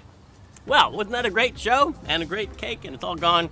And so now we have to say goodbye. Ja, genau I hope you recht like hatte ich that. hier. I hope you like all the games. Thank you to all the developers for making such fantastic games and for bringing them Moment. here for everyone Ich to könnte enjoy. schwören, auch das habe ich heute irgendwann schon gesagt. Generous sponsors have been there for us, and we could not do this without you. PlayStation, Will keiner Idea, hören. Xbox, Nintendo, Steam, Epic Games Store, y'all are awesome. Ja. Extra special thanks to Dose One, Naja, zum the Glück kann Magic jetzt für Man, die for Direct supplying nichts all mehr the schief beats and gehen, sound weil du es effects jetzt and tunes alles you hear drauf in hast the und Summer nichts mehr Game Fest passieren edition kann. of Zu Ende Dev optimiert. Wer hätte We gedacht, couldn't have dass eine done any of this 3080 without Ti you, doch besser ist als eine or at least it'd be M1 really Mac quiet Mini? and kind of suck. We're not done with the Day of the Devs 10th anniversary just yet.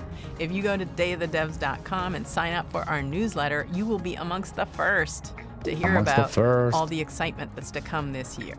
Other than that, thank you so much to everybody who watched, and we'll see you next So, year. erwarten wir noch was für Devolver oder eher so, Für Devolver? We'll see you next time. Machen wir jetzt einen Pausenscreen und lassen das laufen eigentlich? Ich weiß es nicht. Ich weiß nicht, ob ich es noch bis 12 aushalte. Hier. Oh, Anamanaguchi. He's debuting Wo, new wann? music from Was? a game you've probably never heard of. It's Ach, neues called Album. Little Nemo and the Ach, Guardians Kickstarter. of Slumberland. And the reason you haven't heard of it is because it's debuting on Kickstarter at this Okay. very freaking moment. Enjoy. See you later. Thanks for tuning in to Day of the Devs Summer Game Fest Edition. Bye. Lad mal schneller. Chrome. Chrome. Ah, jetzt geht wahrscheinlich gerade jeder drauf. Search.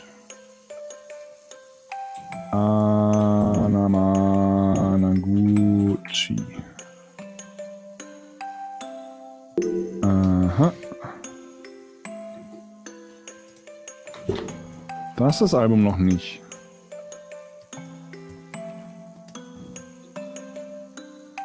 Lüge.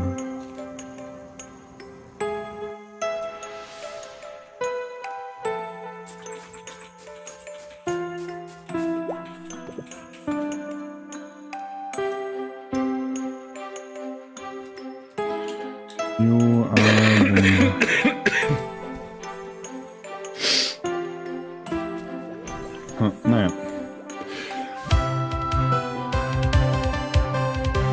So,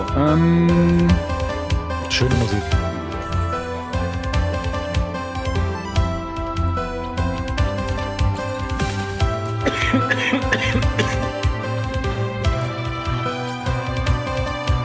Was sagt der Chat?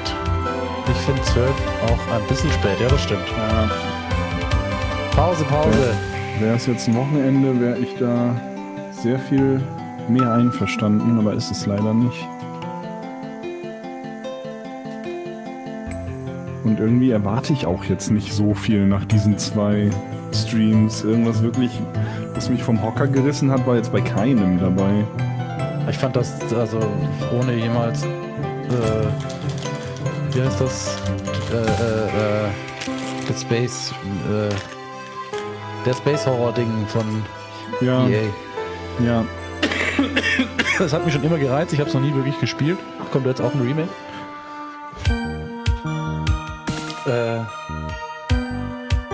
Deswegen fand ich das Spiel eigentlich auch ganz spannend aus. Ja, aber da warte ich halt lieber aufs Dead Space Remake als auf irgendein Spiel, das so ähnlich ist wie Dead Space, aber nicht ganz wie Dead Space. Ja, weiß ich nicht.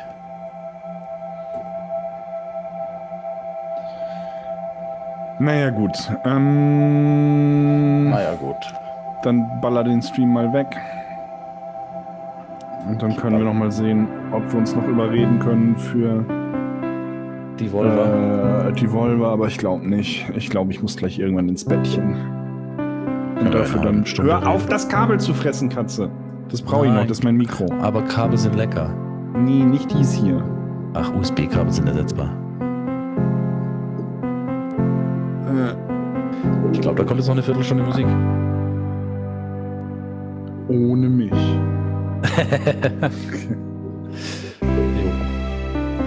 Okay. Raffi, danke schön fürs Streamen. Ja. Und fürs nächste Mal gleich Laufende in Ordnung bringen. Ich habe nichts von der Show mitgekriegt. Nee, same. Ist ja eh wieder für die Show und das geht auch problemlos morgen. Da hast du recht, Brooke, das stimmt. Devolver, das ist auch ein gutes YouTube-Video zu machen. Das stimmt. Vielen Dank an euch, Liebe, fürs React-Video daraus. Ich habe gehört, React-Videos laufen. Vermuten, bei uns wird es dann weitergehen, wenn dann mit, lass mal sehen, Xbox. Allerspätestens Xbox, 12. Juni. Wann war die? Warte mal. Sonntag, glaube ich. Nintendo Direct. Irgendwo wurde ein Datum geleakt. Das habe ich nämlich irgendwo gesehen. Was wurde geleakt? Das Datum. Gute Nacht, Brooke. Wovon? Von dieser Direct. Xbox. Nintendo. Ah. Da steht aber nichts. Da steht nur Mitte Juni. Schauen wir mal. Also Microsoft und je nachdem, ob Nintendo sich noch für vorher oder nachher ankündigt, halt da. Rumored for next Wednesday. Behaupten. Aber das sollte alles am Wochenende sein, also erheblich weniger stressig. Warte mal, hier steht Leak Surfaces. Moment, was ist das? Of course, there will be direct gaming.